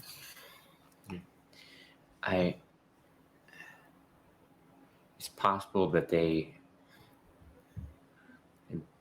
probably went through our rooms first. And how long were we at the diner? I'm sorry, Sarah Lynn, I couldn't hear your question. Oh, how long were we at the diner? You were eating a meal, so 30 or 40 minutes. Okay. I don't like this. Whoever these people are, if they're even our people, I think something is very wrong with them. They're sick, but they know who we are. It looks like they were waiting for us and knew exactly what to look for. I thought that we had been careful, but were we spotted at the cabin? Were they looking for someone at the cabin, or can? Well, the only other place it could have been found it is. It could have been the desk clerk. He was rather loud about where I was staying. Yeah. Yeah, but they would have to be nearby to hear it. Like, so they were waiting for us. Well, okay. They were. Greg, Yeah. have you mentioned the detail about the radio dial? Not yet. Okay. Uh, so I should. I have a bad feeling. Maybe you two would understand it more with all your field work. The radio dial was slightly off the station. Um, for the reception clerk. I don't know if that means he was in a communication line with someone else, if somehow that had to deal with whatever magnetic pulse just like set off the car alarms and reset all the door keys. It doesn't make sense to me. Um, I don't know if it's anything to do with the antennas and the ELF, but like the extremely low frequency stuff, but it doesn't feel good. And I personally, I'm voting we all sleep with our walking arsenal, and keep the radios in a different room. I think we should take a look at that radio at the desk. When Greg describes that, Paul and Natasha, roll me humans, please.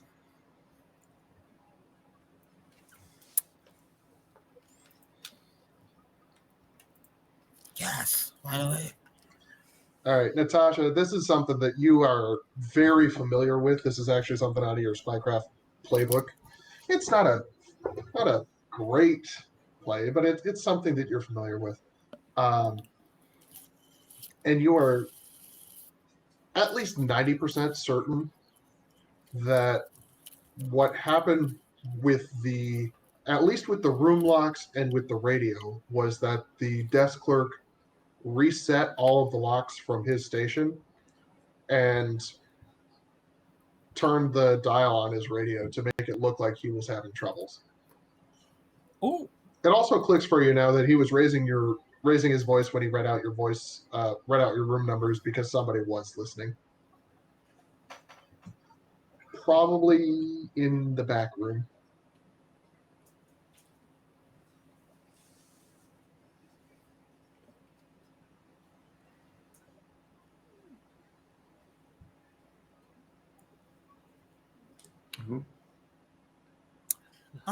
So I guess. Well, I'll tell everybody this information.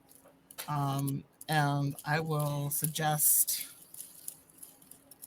sneaking into the back room, for lack of a better word. You gonna try your breaking and entering tonight or later? Try it later. I don't feel comfortable. I don't feel safe staying here. If whoever these people are were listening nearby, if he's in on it, we're not safe here. Well, I We mean, need to do go somewhere else, and like, where is that? I don't know. I don't. I truly, I don't know. This is not where I thought we were. I mean, But we need to do something now. I don't know what that is. If you put something in front of me, I can figure it out. But I'm not a spy. Well, not not like a James Bond kind of spy, at least.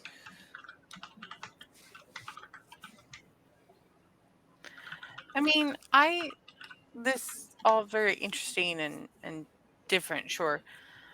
But I mean, I'm transferring for a new department. It's quite normal to tease or send the new person on a fake mission. Like, I'm sure that's all this is, that we're all just being dragged into some sort of teasing, welcoming the newbie kind of ritual. Because isn't the professor new in his department as well? Recently switched office. That's since when would a university correspond to whatever the hell agencies you work for? That doesn't. Yeah, and I'm sorry, Skylar, but you didn't see what I saw there on the table. There, the professor saw. I don't know what sort of joke fake mission there is that involves a dead person. Was it really? So my question is, how urgent do we think things are?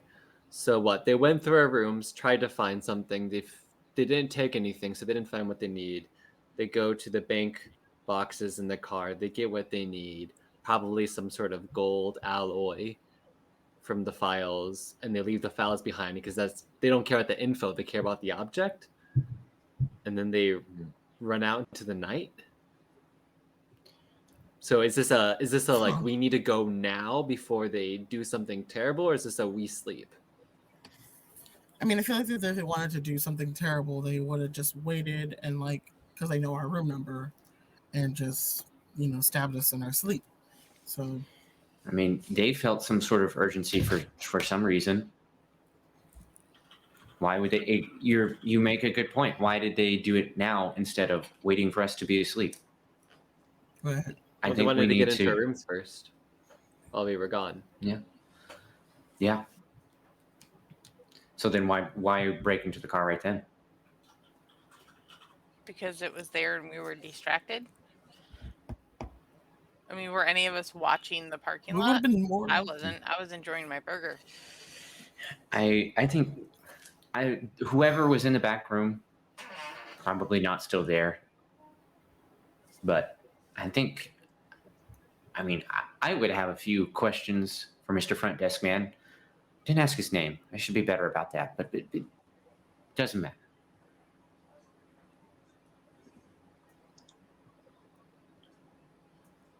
So I say we get some rest and continue our investigation in the morning. I mean, Paul, unless you want to go talk to the guy at the front desk. I mean, if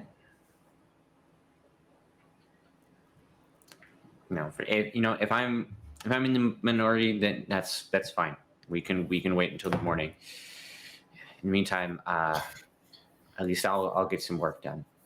And I'd like to, if my equipment is still in my backpack, I'd like to do what I can to sort of analyze this sample, the blue maybe blood. Yeah. So with the equipment that you have in your backpack, like the very first thing you do is you run a blood type test, or like a hemoglobin panel, and then you see if it's blood type. And I don't know. Would you feel relief if it didn't have hemoglobin? Yeah, I feel like I would. Well, you run it through this blood panel, and it does not return a positive result for hemoglobin. All right, so it's not human blood. That does actually make me feel a little bit better, because that would be some, for in the worst way, some sort of like Nobel Prize stuff. Blue human blood there, or just colloidal silver. All right, let's see what else I can. I guess I'll see what else I can figure out about it if the hemoglobin results are coming back negative. Well, let's see. Going through very basic tests, it's not magnetic,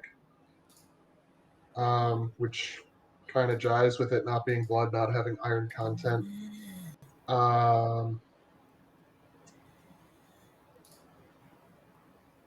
The pH is relatively neutral. It's not strongly acidic or basic. Trying to think of what other tests the field kit would have to run.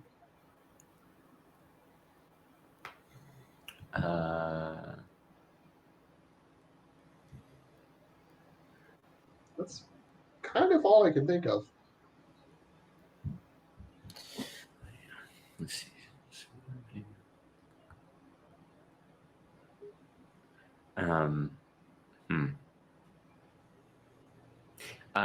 Conductivity. Yeah, we can absolutely test that. This seems to be slightly more conductive than what you would expect if it was blood. Okay.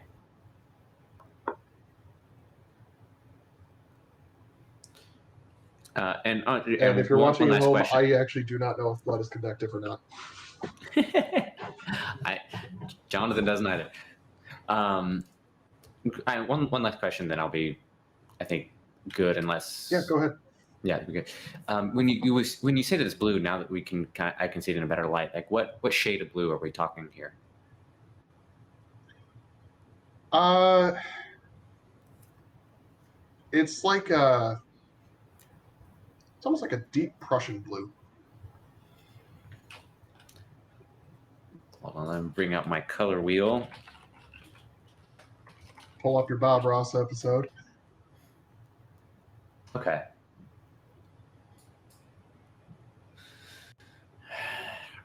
Yeah.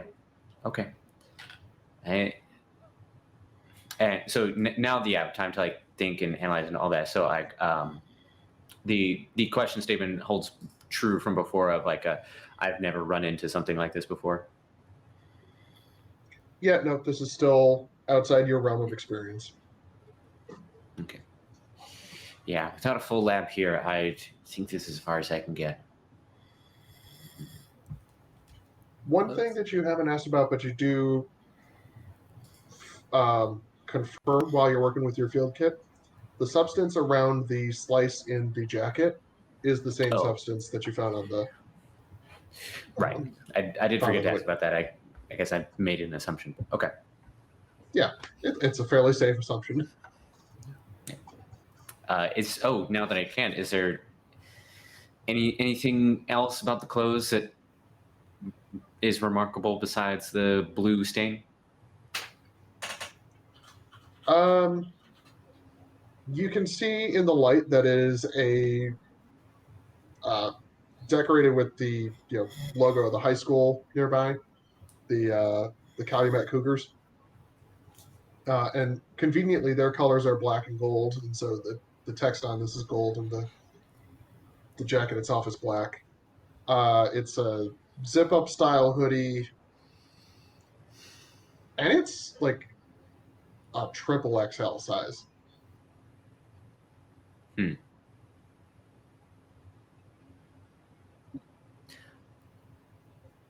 I wonder. I mean, presuming that. Huh.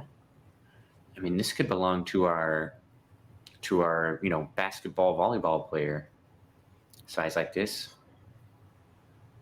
I mean, I know it's tall, skinny. I mean, even if you're skinny and you're that tall, you're gonna need the bigger sizes. Yeah. Tall frogman took a dip. Didn't get on the boat. Maybe he's in the water with like a reed, just breathing through a straw. I don't know. Why? I mean, if you're gonna just tie it underwater like that, why would you ditch your clothes To swim? Throw people off. Yeah. Sorry to break in. Folks that are watching, I'm sorry. I am having a very brief technical issue. We're going to take it to a break, and we'll be back just as soon as we've got it resolved. Thank you very much for your patience. I appreciate it.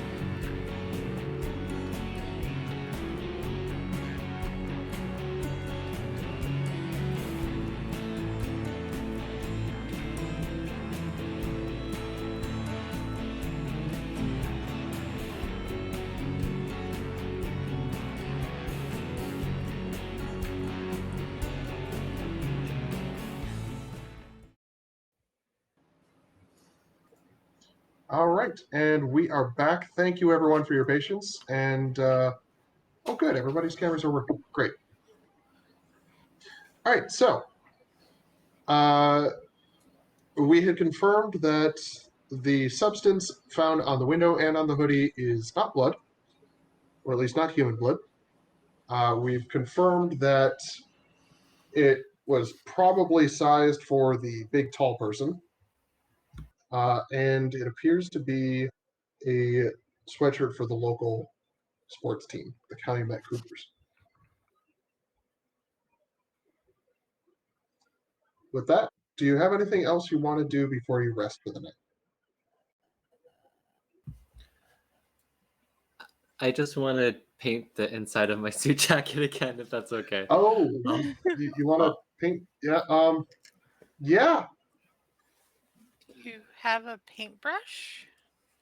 I'll probably just take a sock and ball it up and dab it and smear it across the inner lining. Well, I was going to Is this- suggest one of the washcloths from the hotel room, but sure. That one, I'll do that. I'll do that. Yes. No, yes. we're going with the sock. We're going full crazy. Okay. Is this like one of those like aluminum hat things, but instead it's a jacket? I think so. It kind of looks like it. Yeah. Oh, boy. And what? Yeah. If there is any liquor in like the little like mini bar, if there's a mini bar in the room, Paul is absolutely taking a shot or two. So, one, bold of you to assume that a hotel like this has a minibar.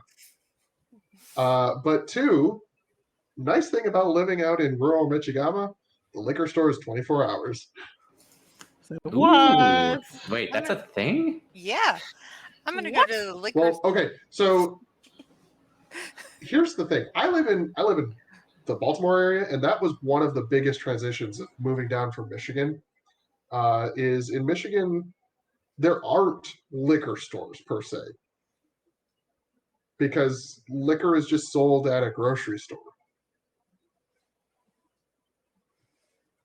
but there So, are yeah. some. Okay. Yeah. I mean, I don't need to make like a big thing of it, but that's what I did say. If I said if there is a mini bar, not assuming. Nope, you're getting wasted tonight. Yep, I'm gonna go buy a bottle of whiskey and some soda. Okay. And bring back to the room. Yeah, you're able to get some whiskey and pop, and you're good. Yeah. It hurt Jonathan to hear that. I could see that. I didn't say it was good whiskey. There is a difference. No, I think it was the pop that hurt. It was pop. Yeah, I switched it up this week because grew up in Michigan, lived in California, now I'm in Florida. So Yep. Yeah. I say it all.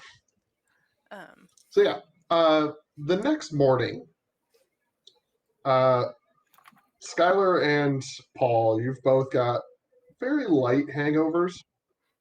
You know, something you could pop a couple of aspirin and be okay. And when you all meet out in the lobby, shift has changed and there's a different desk clerk on duty now.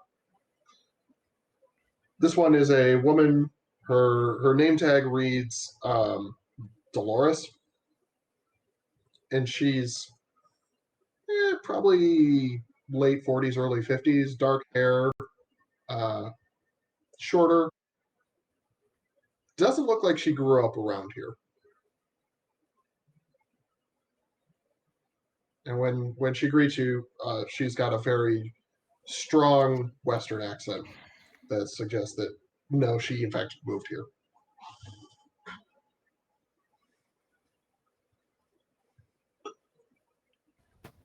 Morning. What's up?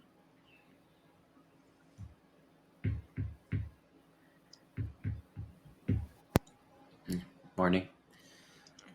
See, and now the accomplice is gone. It's fine. I'm sure he'll be back tomorrow or tonight. Maybe.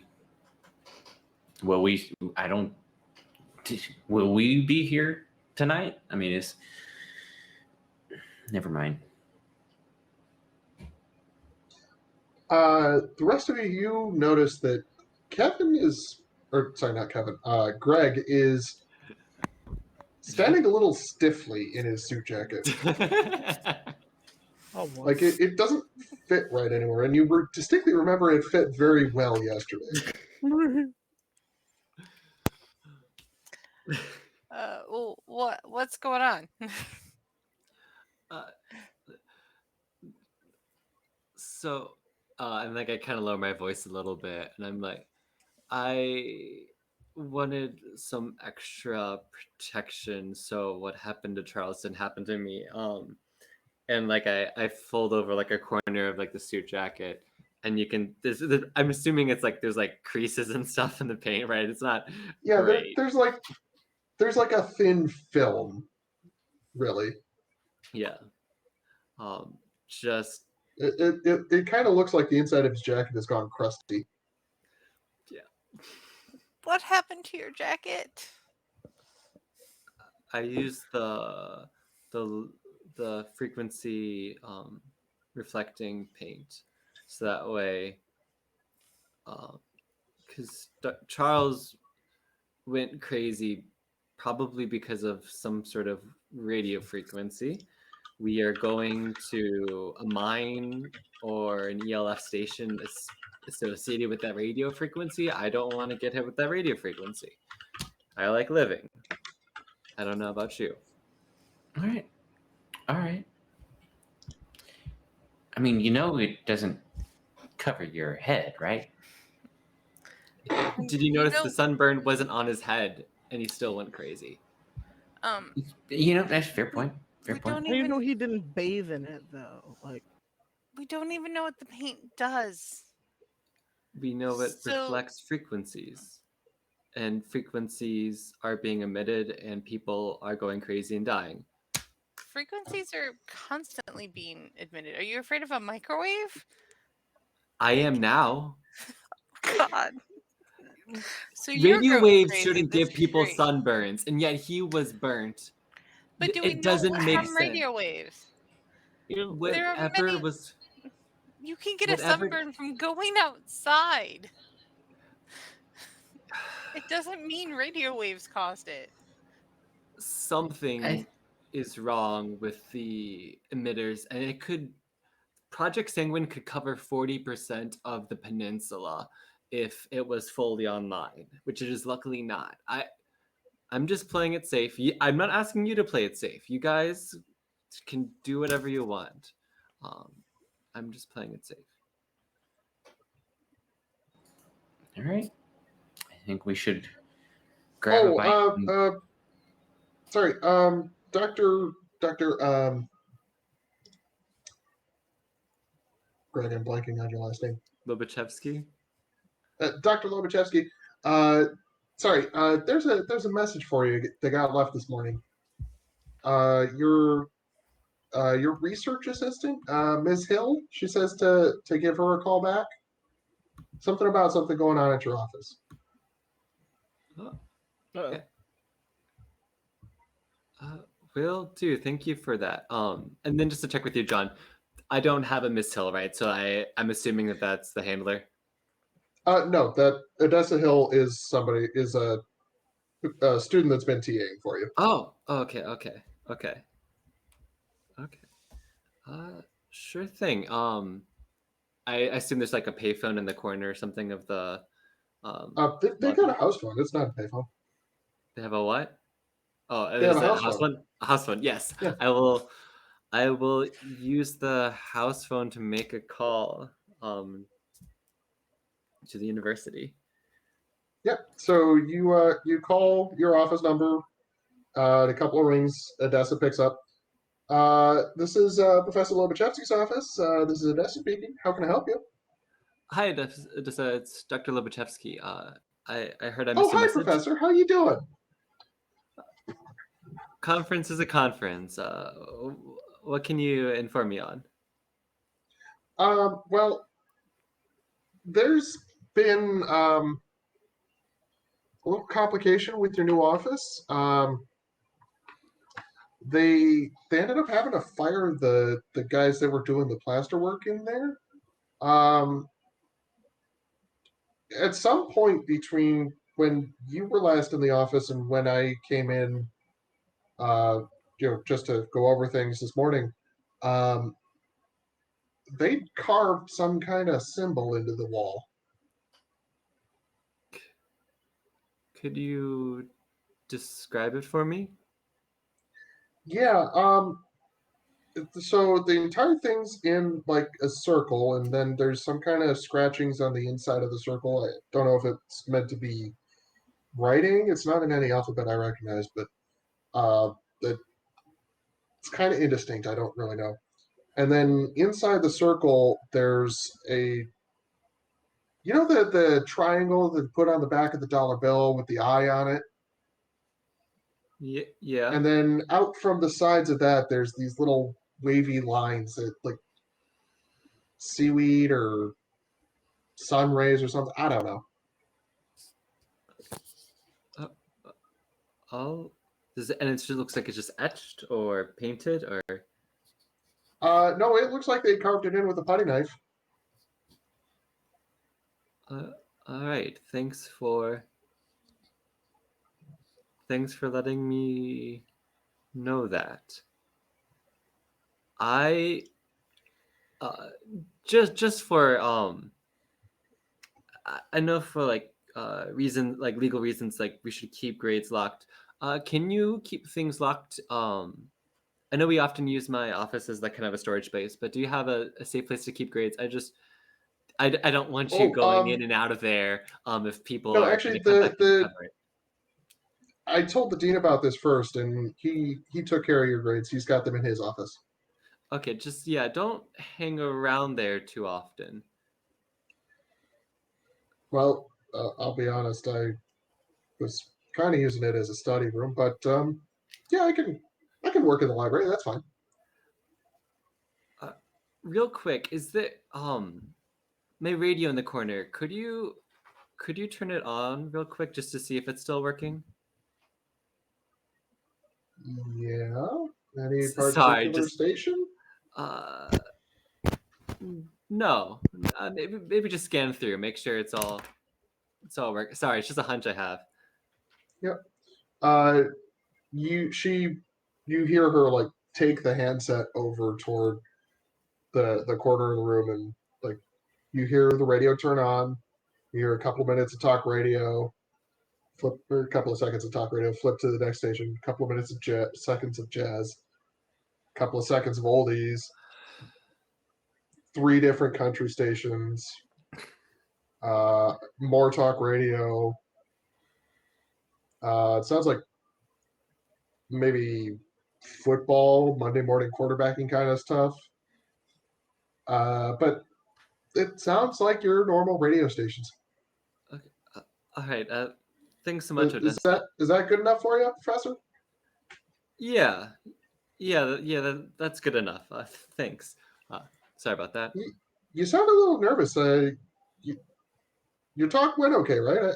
You had your notes and everything, right? Yeah, just a bit flustered. Some funding stuff. Don't worry, your funding is fine. Your funding is fine. Just some other things Oh, well, fell through. I'm glad you're thinking about that. Anyways, I gotta get to my next class. Yeah. I'll talk to you later. Yeah, talk to you later. Have a good day. Stay out of that room. Okay. And then hang up. Quick.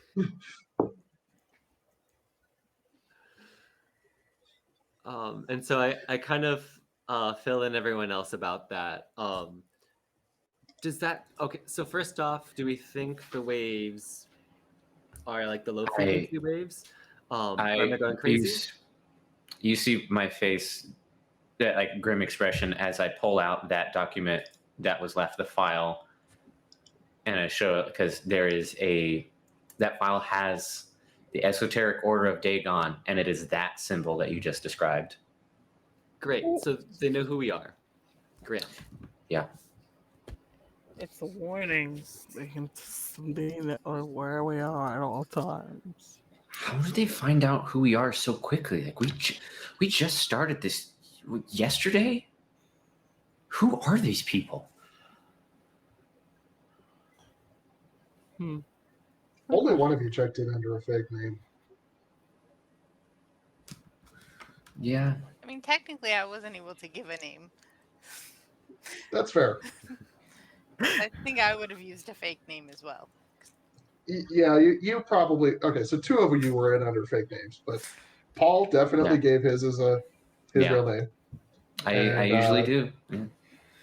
Greg would not have known to give any other name. Great. Yep. Did they say when they carved this into your office? I mean, I was there yesterday morning, so recently. Okay. God. I've got. Well, I've at least got one person I need to make a call. I'm going to use a payphone rather than this house phone. I don't trust the phone at the motel. Too many ears. Yeah. Okay. And who are you calling? I'm calling my best friend, Lily Burke, who does not know what I do for real. Okay. Yeah, I mean, she doesn't know about the CIA stuff. She just knows my cover story. My other two bonds are probably secret safe enough. I say tempting fate, but yeah, I'll give her a ring.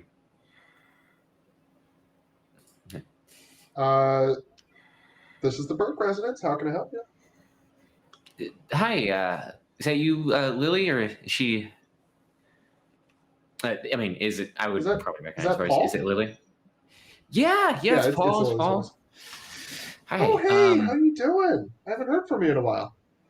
Yeah, keeping busy. Work keeps me running all over the place, but that's nothing new. But yeah, I just want to check in, see how you were doing. Thought about you. It's been a while. Yeah, no. I mean, little Teddy's just started kindergarten, and that's been a whole bundle of emotions. But Gosh. we're doing okay. Okay, that's good to hear. Listen, now this may sound a little bit weird, but the job, doing consulting for various companies. Some of them get a little bit jealous. Enough money's involved. Some of these companies get really kind of backstabby, if that makes sense, or worse. So, I think one of these companies has kind of has it out for me a little bit recently. I should be able to get it taken care of, soon. But some Are of you them okay? are. Should we be calling the police? No, I don't think it'll be that bad. If it gets that bad, I will call the police. No need to worry. But just trying to dig up dirt on me or people I care about or whatever. Just just keep an eye out for any sort of kind of weird people hanging about. Any shade figures look like they're trying to. I don't know. Well, I mean, you've seen the movies. Like the van across the street sort of thing. I don't think it's that. Paul, I appreciate your concern, but I'm a single mother with a kid in kindergarten. I'm already paying attention. Right. No, that makes sense. Okay. Well, I hope that Ted, things keep going well there in kindergarten. Yeah. I'll see you soon. Let's get. I'll let you know when I can, but let's get lunch sometime soon. I'd love to really catch up, that not sounds just fun. call out of the blue. Okay. Thanks, Lily. And hey, don't take this the wrong way, but you sound kind of nervous. I thought you were going on like a trip. Yeah. Like I said, it's probably nothing, but I don't know. I could probably just use a little bit more sleep. Run a little bit ragged here. Well, try and take care of yourself, okay? Yeah, I'll do my best. All right. Take care. Bye now. Bye. She hangs up. Have a living response. I was literally about to like click hang up on the call. Oh boy. Nice. All right. I'm good. All right. So, what lead do we want to pursue first? I would still say the mind because that's still the closest. Because we Okay. don't Yeah, really I have would say. any leads on who broke in. Yeah, I would say the Agreed. mines are like going to the library for the history of the esoterics society order of Dagon. But if we want to do the mines, we could do. I would definitely be down for the mines. Yeah. Plus, the mines are close to what's it, Calumet, which is also where that hoodie is from. Well, yeah. Calumet is also where the mine is. Yeah. So do we want to maybe spend an hour or so looking at the library and then go to the mine to kind of two birds, one stone? Or is there a library in Calumet that we could use? You would expect that there is probably a library in Calumet, but the library in Houghton is probably going to be better staffed and stocked. Sure, we could take a quick scan, see if there's anything there. Look up the what is it? So what is it you're trying to find out at the file library? card things? Is there anything on the esoteric order of Dagon? Or just Dagon? Or just Dagon, so Egyptian gods in general. So you're looking through the card catalog and not really coming across any good results.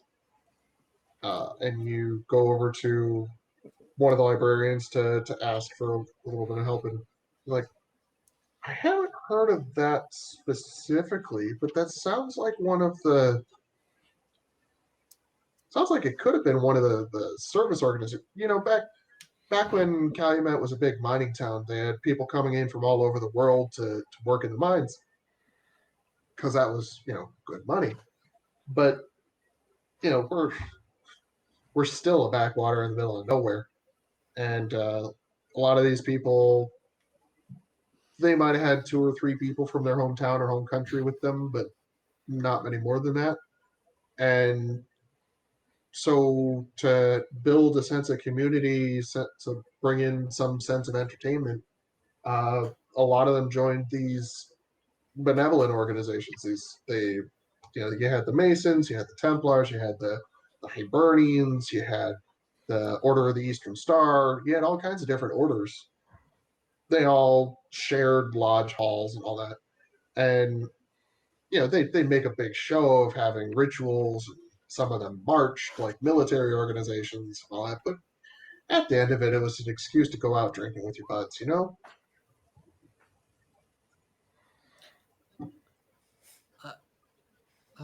All right. Just a quick. I think that's all then. Unless Paul, did you want us to ask about the Hibernians? But I think we're good. I think we should head to the mines now. Thank you so Yeah. much.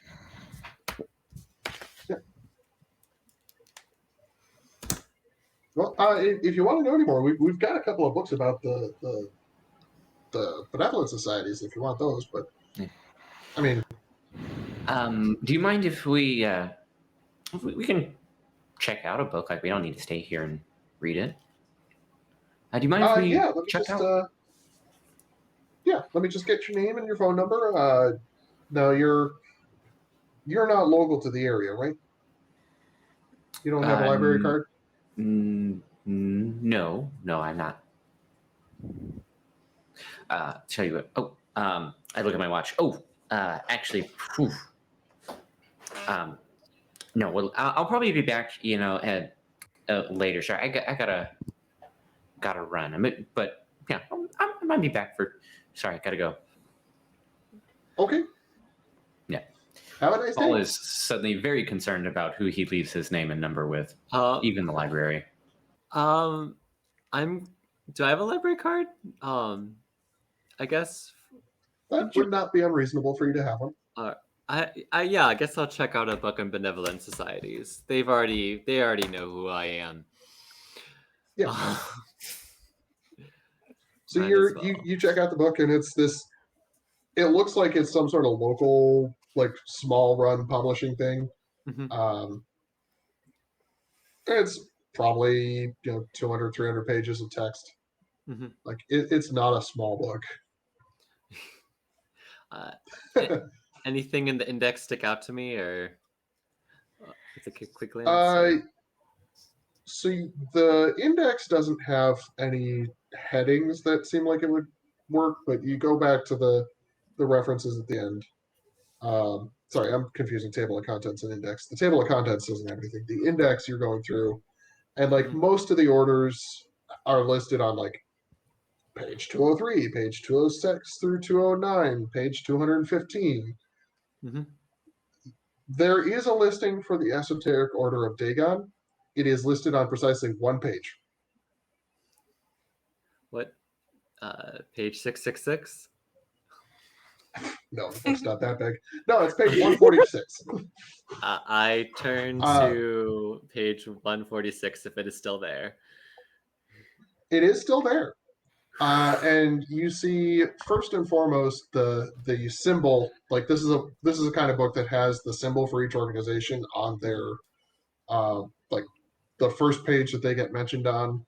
It brings that up, or the first page that seriously discusses that. It has that as an illustration, and sure enough, there's that symbol with the circle and the triangle and tentacles. I'm sorry, did I say tentacles? I meant squiggles. Sure. Yeah, totally. Cthulian slip. Yeah, that was funnier than it should have been. So yeah, you're flipping through, and like the only thing this says about it is it had a small membership, did not appear in any newspapers aside from a single incident on April 30th of whatever the year was in Paul's minutes, of a reported fire that broke out at their lodge hall. The order does not appear to have engaged in any significant recruiting drives, which the book does note it was unusual for the benevolent societies. Mm-hmm. All right. Cool. Sorry, I've wasted people's time enough. We can go to the mines now. Good. I mean, since you can check it out, I was assuming that you could read that in the car. Yeah, we can check that out. No, read that you have not wasted time. Okay. I meant IRL, but yeah. Whatever. So you head to the mines, and this is set up as like a national park's historic site. So there's a small ranger station up by the parking lot with a little bit of a historical exhibit, and then there is the main mine building. Where is that picture?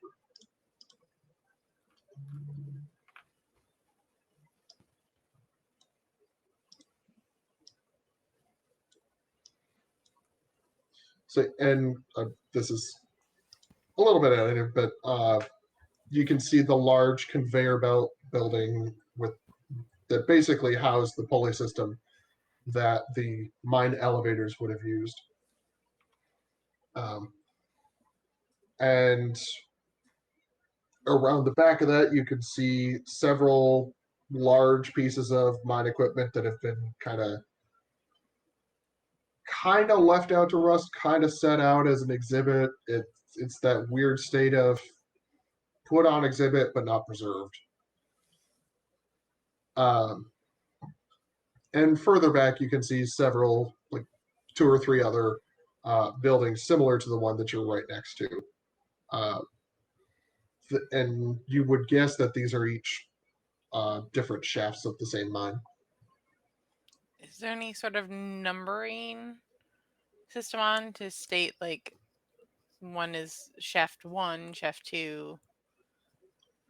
There's no indications on the buildings, but if you look at the displays over by the ranger station, they do list. You know, the building closest to the parking lot was the most recent shaft. So if it was numbered, it would have been shaft number 3, and then as you get further away, the shafts get older. Okay. Can I go and And tonight we're playing how many times John can say shaft in a non-sexual context. God. If you admit that it's a non-sensual context, is it not sexual? Yeah, the hope number so. just dropped to 0. Yep. Exactly. Let's I we get look the- long and hard at shaft number 3. Oh, God. really?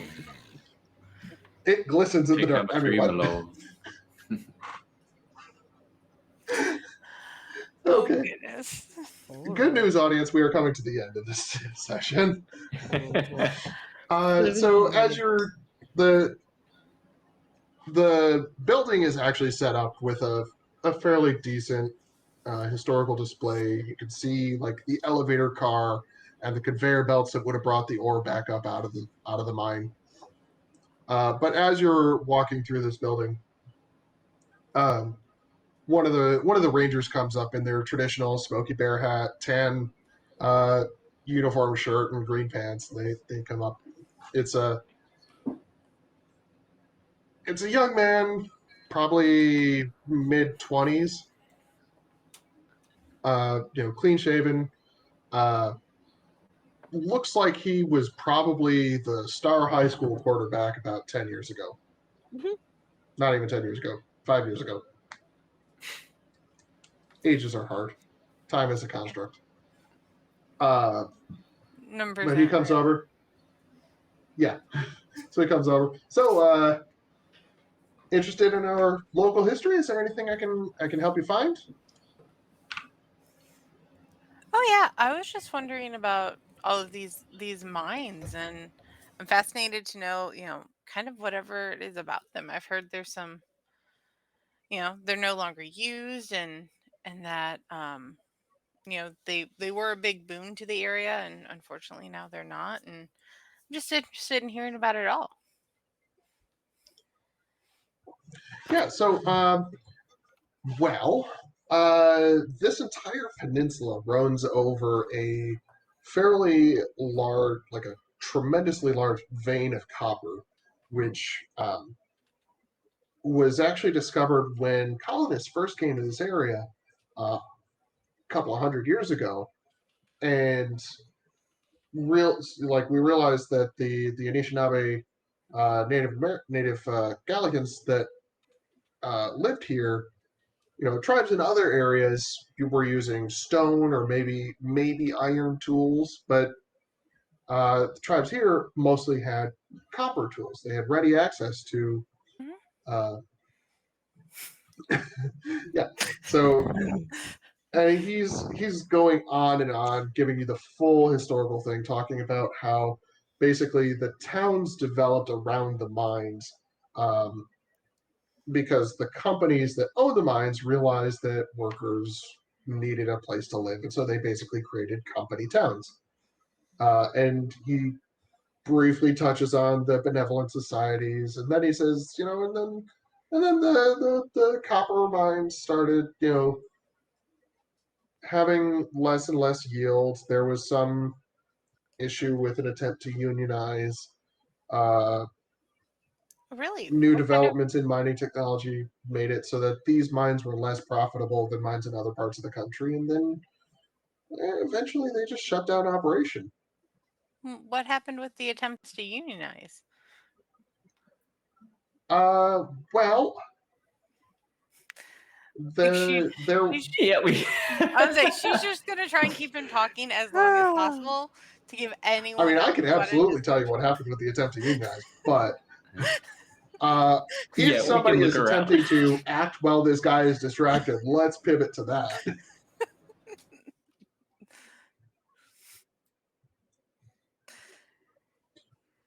So say, you're here's my muted. question for you. What Yeah, question are I- you attempting to answer by coming here? Oh, you're muted there, Kevin, you're muted. Kev. What actually happened 100 years ago? In the third mine shaft, right? Okay. Yeah. Yep, Oh, so they're, no. yeah. Yeah, because I mean, these coordinates, he swallowed, as this is a very strange sentence to say, he swallowed these coordinates for a reason. So yeah, I mean, if it's mine, if it's shaft 3 to check out, then yeah, let's do that. So, would you, as your first attempt, investigate this by going down that mine shaft, or would you ask? I thought we were gonna have Paul ask as a health person. Okay. Oh yeah, I can do that because these shafts they're not active right now, right? These are like No. historical. Okay. No, all of the mines shut down at least 50, 60 years ago. Some of them shut down as much as 100 years ago. Okay. Then yeah, I'll ask about whatever sort of like incident was involved there, like the health of the workers and whatnot. Well, it wasn't like, it's not like a coal mine. There wasn't necessarily black lung, but these mines No. always had a pretty awful safety record. That was part of what led into the attempts to unionize. There were a lot of accidents, a lot of fatalities. Sure. Yeah. Yeah. Yeah. I mean, heavy Was there one in machinery, particular darkness you wanted plus. to know about, or? Well, I mean, whichever one is, I'm not trying to be like morbid here, but I guess spicy or like notorious. Like what would you say is like the most interesting one? I mean, we've got 1, we've got 2, we got like 3. We've got several mine shafts here, so one of them's got to have some kind of. I swear, this was a while back. I could have sworn like heard something in school about something shaft 3. I don't know. It was a while ago. I mean, Shaft 3 was the one that was operating the longest, so the accidents that happened there probably were the most recent. But honestly, the ones that are the most interesting, and yeah, this is a little macabre, a little morbid, but there were a few where in most cases, the mine bosses knew who was down the mine, and so they could count heads when people came back up after a collapse or anything. They could count heads and they could say, "Okay, we know who's down there." But there have been 2 or 3 cases that I can think of where somebody found remains that uh, seemed like they were a miner, but we don't have any records of who they might have been. Oh, so the head count didn't. Huh. Well, that's certainly weird. I mean, with your professional opinion here, I mean, what do you think could have been the cause there? Well, mining was always a lucrative job, and sometimes there were more workers available than spots on the shift, if you know what I mean. Sometimes somebody snuck in off the books. Do you think that happened often? Eh, often enough, I guess. Do you think people still sneak down there? Like, is that like a thing the teenagers do? Go to the forbidden mine or anything? Oh, when I was in school, there was always somebody saying, "Yeah, we went down the mine, we made out, we did 7 minutes in heaven." There was even a couple of people who came down said they had sex in the mines. We never believed them. And anytime you actually called somebody out on it, they immediately chickened out. Yeah. Now, you get the sense that he's playing that down specifically to try and avoid the idea that anybody might do it. Like, he doesn't want you to entertain the idea. And so he's saying that other people don't entertain the idea. To discourage us. Yeah. Okay. Because What, we are are we that two obvious? boys and 2 girls. No, he doesn't think you're going to be like sneaking down Dance Evidence in heaven. He's just like, it's kind of rote for him at this point, where if anybody comes along and starts asking about sneaking down the mine shaft, discourage them. Yeah, that makes sense. I mean, well, sure. I mean, sure. You said like when you were back in school, surely there aren't teenagers or whomever like still trying to sneak down there, right? Like that's ridiculous. You haven't caught anybody like lately doing that, huh? Yep. I mean, it's only been a few years, so I don't see why they wouldn't. Oh, sorry. You're right. You're a young man. Sorry, Jonathan got his wires crossed, as did Paul. We are coming up on a late evening. Yep. I mean, that's good to know that no one's actually sneaking in down here. People are being safe. Yeah. Because I can't imagine it's safe down there at all. Now that you've been asking about that jogged something in my memory. There was something a few years ago. I was still in school, but we heard about this from one of our friends who graduated and was working as a ranger. Talking about they found one of the unidentified miners not too long ago. Like, let me remember how old it was. 55. Or 65. It's 73. So that's like 8 or so years ago. Yep. Yeah. 8 or so years ago, they found a set of remains down there, and they just chalked it up as an unidentified miner. But the thing that struck me was it was in a chamber that hadn't, like, it had been flooded before. And okay, so as part of his explanation that I kind of glossed over, he would have explained that when they stopped operating the mines, they stopped operating the pumps that stopped water from seeping into them, and so when they stopped operating the mines, they started flooding from the bottom up. And they would have checked to make sure no one was down there before they turned off the pumps. In theory. In theory, Yeah. but also they don't fill up that fast. Like, they didn't fill up that particularly fast. So, like, this was over a period of years these chambers filled up. But it's weird because, like, unless there's some new drain, that water level's not going to go down. But this chamber was flooded before, and it suddenly wasn't. Huh. That's And weird. that It is. almost sounds a little sacrificey.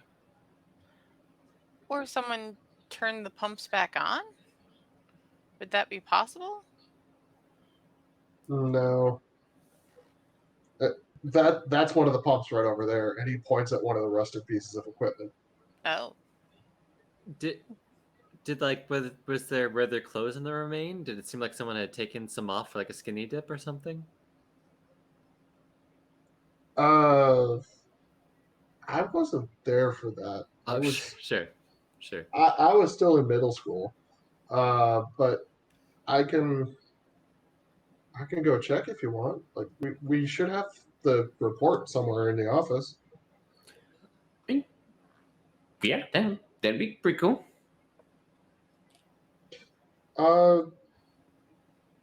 Yeah.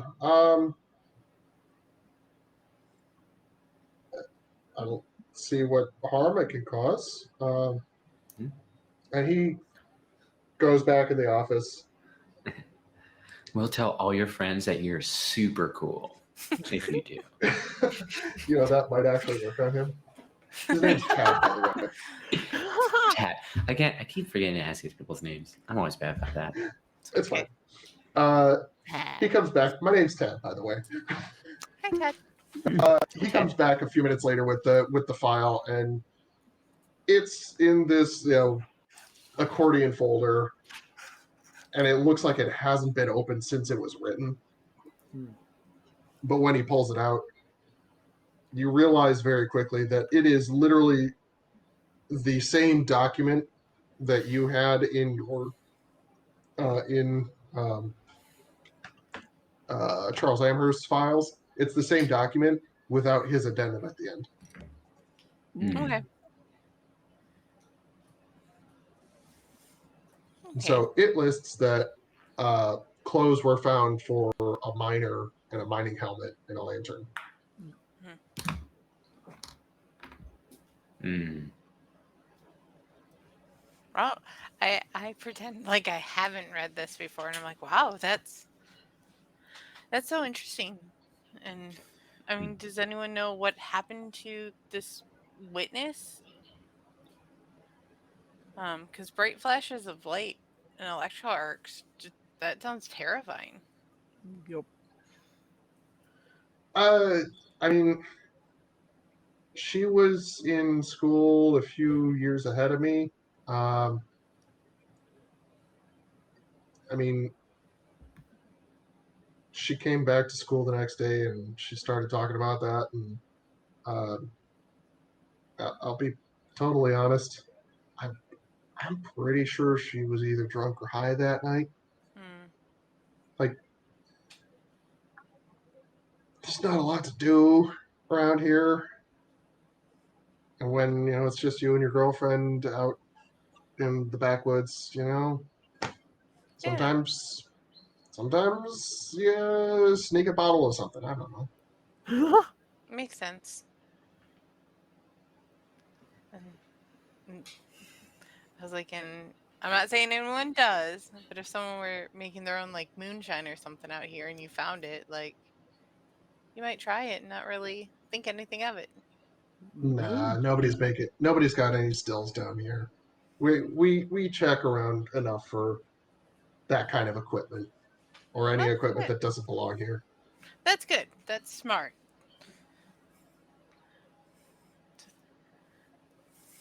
Besides, Hmm. Theo over at the package store will just give it to you if you pay him enough. And he kind of like realizes that he just admitted like that, and he's like, you didn't hear And that. that's when we pull out our badge and handcuffs. No. It wouldn't be him, it would be Theo. It would have been a lot easier last session if you had those. Yeah. Okay. So Yeah. we are coming up on. Well, we're actually past 10 o'clock right now.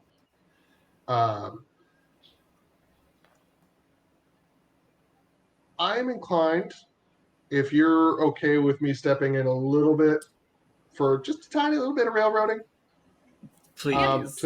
Please. That's fine. Yeah. I have no idea what we're supposed to do. Yeah. That's fine. Yeah. So, in the time that Greg spent at the library or whatever, somebody has been running down the various phone calls that you have, and you've called the sporting goods store, and were able to confirm that Charles Amherst did buy climbing gear about 2 weeks before he died. Okay. You've called over to the Painted Cliffs park ranger's office, and they confirmed that he did use it. He did check in with his park ranger pass. 2 days? No, yeah, 2 days, and then a day before he died. It seemed like he was there for 2 days, and he seemed like he had a bunch of gear in the back of his truck. And let's say you casually ask about, did he have any paint in the back of his truck? Did it seem like he was working on anything? It's like, yeah, Yeah, he had like 6 or 7 cans of some kind of paint. And I think he might have had some climbing gear.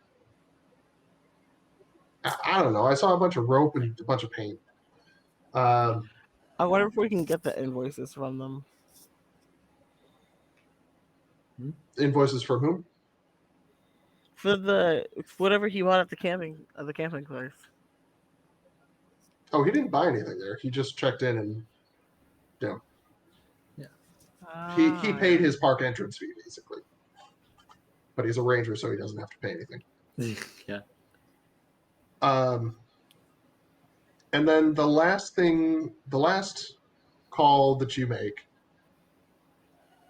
is you try again with the number that you found inside Amherst's stomach. And again, this is Coast Guard Station on Donegan. Lieutenant Commander Sterling speaking. May I ask who's calling? I called last time, so someone else calls this time. I'd like to call to report a boat because it seemed odd to me, and I just didn't know if it matched the descriptions of a missing boat from a while back. Oh, okay. Normally we have a hotline for it, but I'm working the desk this week. What kind of boat was it? I repeat whatever description Natasha Yeah. said about the boat. It was just a little rubber Zodiac. Okay, I have no idea You what that didn't means. quite catch a registration number, Okay. but you're fairly sure it was like a light gray color with a blue stripe. Yeah. Uh, So I repeat that and say I feel like I remember hearing about 2 cutters going missing a while back, and I just didn't know if could that have been one of them. I'm going to let you rewind that because you would know What a cutter is. that a cutter is a fairly large Coast Guard boat. Oh, okay. Okay. Yeah. No idea Like what's it's a Coast Guard patrol boat, basically. okay. But you're calling to report. Maybe you're right by. It's a fairly large lake, but Mhm. it is a border. So you might be dealing with people smuggling or something like that. That's not Mhm. entirely unusual. So you're calling in to report that, and he's like, yeah. We haven't had any reports about it, but we'll certainly keep an eye out. And where did you say you saw this? Just outside of Houghton, along the Portage Lake. Yeah. And I'm sorry, did you say it was heading northwest or southeast? Northwest, more into the bay. Northwest. Okay. Excellent. Thank you. Yeah. Is there anything else I can help you with? Just wondering if someone wanted to go further out into the bay. Are there permissions needed for that, or is that just you have a boat, you get out there type of thing? If you're trying to cross the border, then you got to deal with passports and that sort of Okay. thing. But Okay. unless you're doing that, and I'll be honest, the only way that we catch that is if we catch you physically in the act of crossing the border, or if you suddenly appear at a port across the bay, without your passport, then it kind of makes sense. But All right. Thank you for your time. And I hang up. I guess because I don't know what else to say. ask if he knows Charles Amherst. Oh, okay. Thank you. The guy had this phone number in his stomach for a reason. Okay. By chance, have you? Did you know Charles Amherst? I'm sorry, what name? Charles Amherst. I think he worked at Hiawatha. Didn't know if he ran in the Coast Guard circles at all. He wasn't in the auxiliary, but I did have a couple of calls with him. What did you say your name was again? Sergeant Lobachevsky. I'm a state trooper. Right. Well, you're law enforcement. I can just tell you about this. We actually had him brought in for an interview. And he gives you a date. Probably, he actually gives you the day before he died, which was the second day that he went into the park. Okay. And we had a patrol over by Painted Cliffs, and the boat happened to look up and see that somebody was climbing up there. And we called into the ranger station. Nobody had permits for climbing or anything, and he knew the rules, but he was out climbing, and our patrol boat was fairly certain they saw he had some kind of buckets with him. Like he was painting the Painted Cliffs? I know it sounds strange, but it gets a little stranger.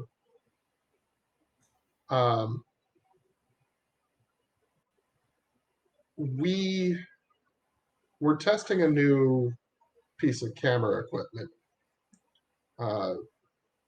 that it's supposed to help us see, small vessels out on the open water, to rescue people. It's an infrared camera. It lets us see body heat and that sort of thing.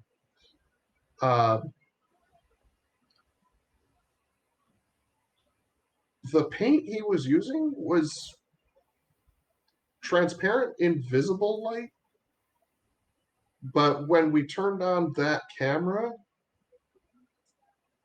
we were trying to confirm, we had a person on the cliff, so we turned on that camera, and damn if that whole thing didn't light up like a graffiti wall in Detroit.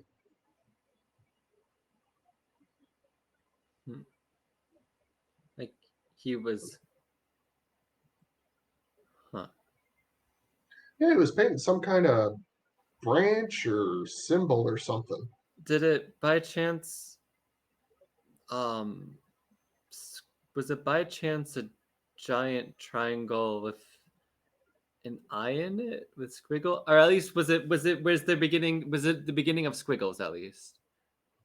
No, like I said, it looked like some kind of branch. Listen, we got photocopy. We got the actual printouts of the pictures here. Do you have a fax number over to your office that I can send over a copy of this to? Sorry, this is a question for John.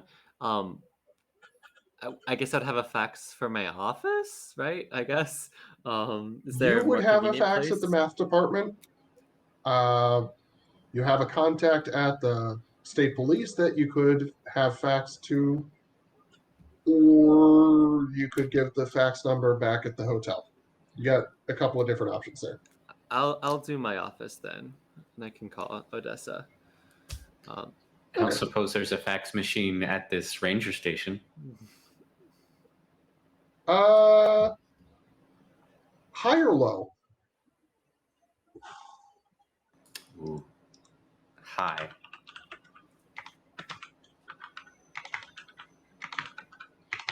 You want high. All right.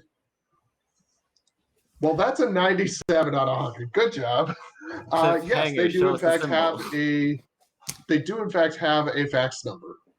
Amazing. I give them that. Yeah, you're able to convince the the ranger to let you say you've got some paperwork that you need to take care of today, and it needs to be faxed to you. Can you borrow the fax? And you say, yeah. And what prints out is first a picture of the Painted Cliffs in visible light. And let me switch over. There we go. First, you see a picture of the Painted Cliffs in visible light, and very striking colors, but nothing untoward. The second picture that gets faxed over is clearly the infrared light. And like he described, it looks like some sort of branch, but it also looks very specifically drawn.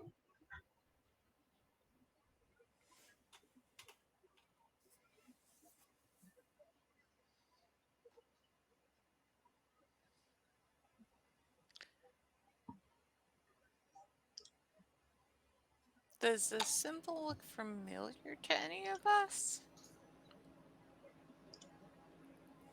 Is there a drawing or map of like the tunnels for that specific mine shaft?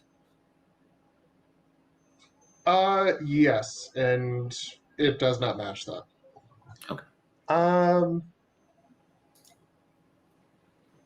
This would be an occult roll.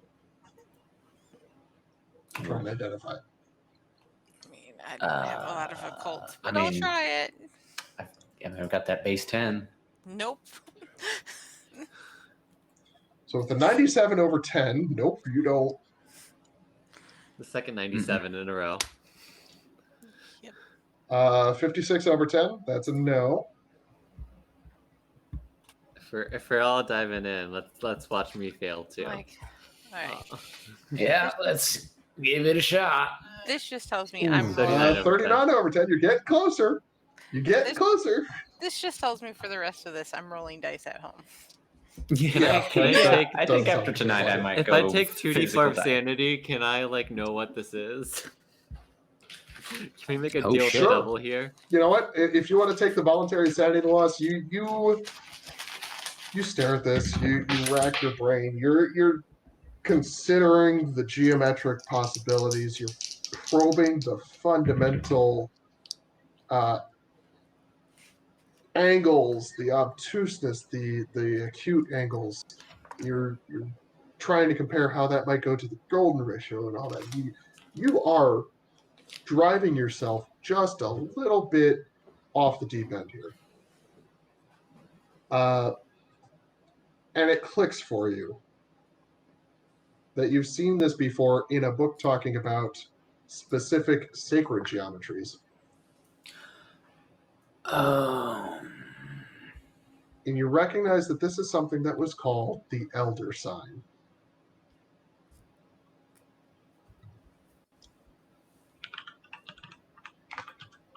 Okay. And from that, That you will is- take 4 points of sanity loss. Okay. I am 2 above my breaking point. Ooh, you're getting close. That is. Hey, Move. we're having fun. No, wait, 4? And yeah. So the rest of you, We're the way one. that you 33 over perceive this is 33. he's focused on this. He's got this fax, and anytime any of you tries to look at him, tries to talk to him, he gets increasingly more irritable. He almost snaps at you when you're trying, hey, we need to focus on something. We need to talk about this. Are you having any ideas? No, go away. No. My precious. He doesn't actually say my precious, but yeah. So I think that is a good spot for us to call it for tonight.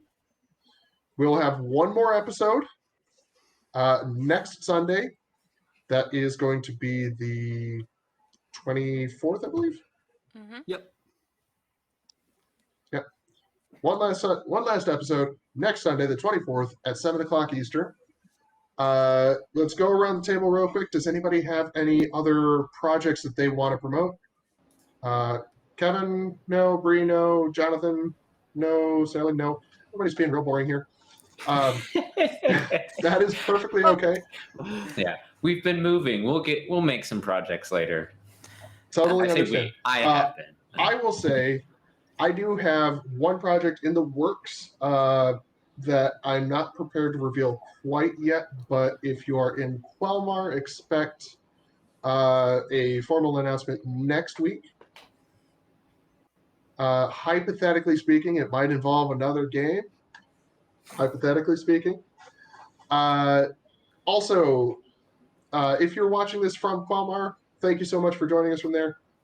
I am trying to grow this channel personally, so hit me with the follow. Doesn't cost you anything. And if you want updates on when we're streaming, when we go live, that sort of thing, that is all going to be on our Twitter at @RSG_TTV. Also, we do have a Rogue Sparrow Gaming Discord at the link that is going in the chat now. If someone can dump a link for the Discord chat, I would appreciate it too. Or sorry, for the Quelmar Discord, I would appreciate that too. Special thanks to the Quelmar Realm for setting us up, both helping organize this campaign and the stream. Y'all are amazing. We love you all. Specifically, thank you to Kelsey Glazer for our intro music. And thank you to Sirenscape for all of our ambient audio. Chat, do we have anything else that we need to promote? Anything that's going on?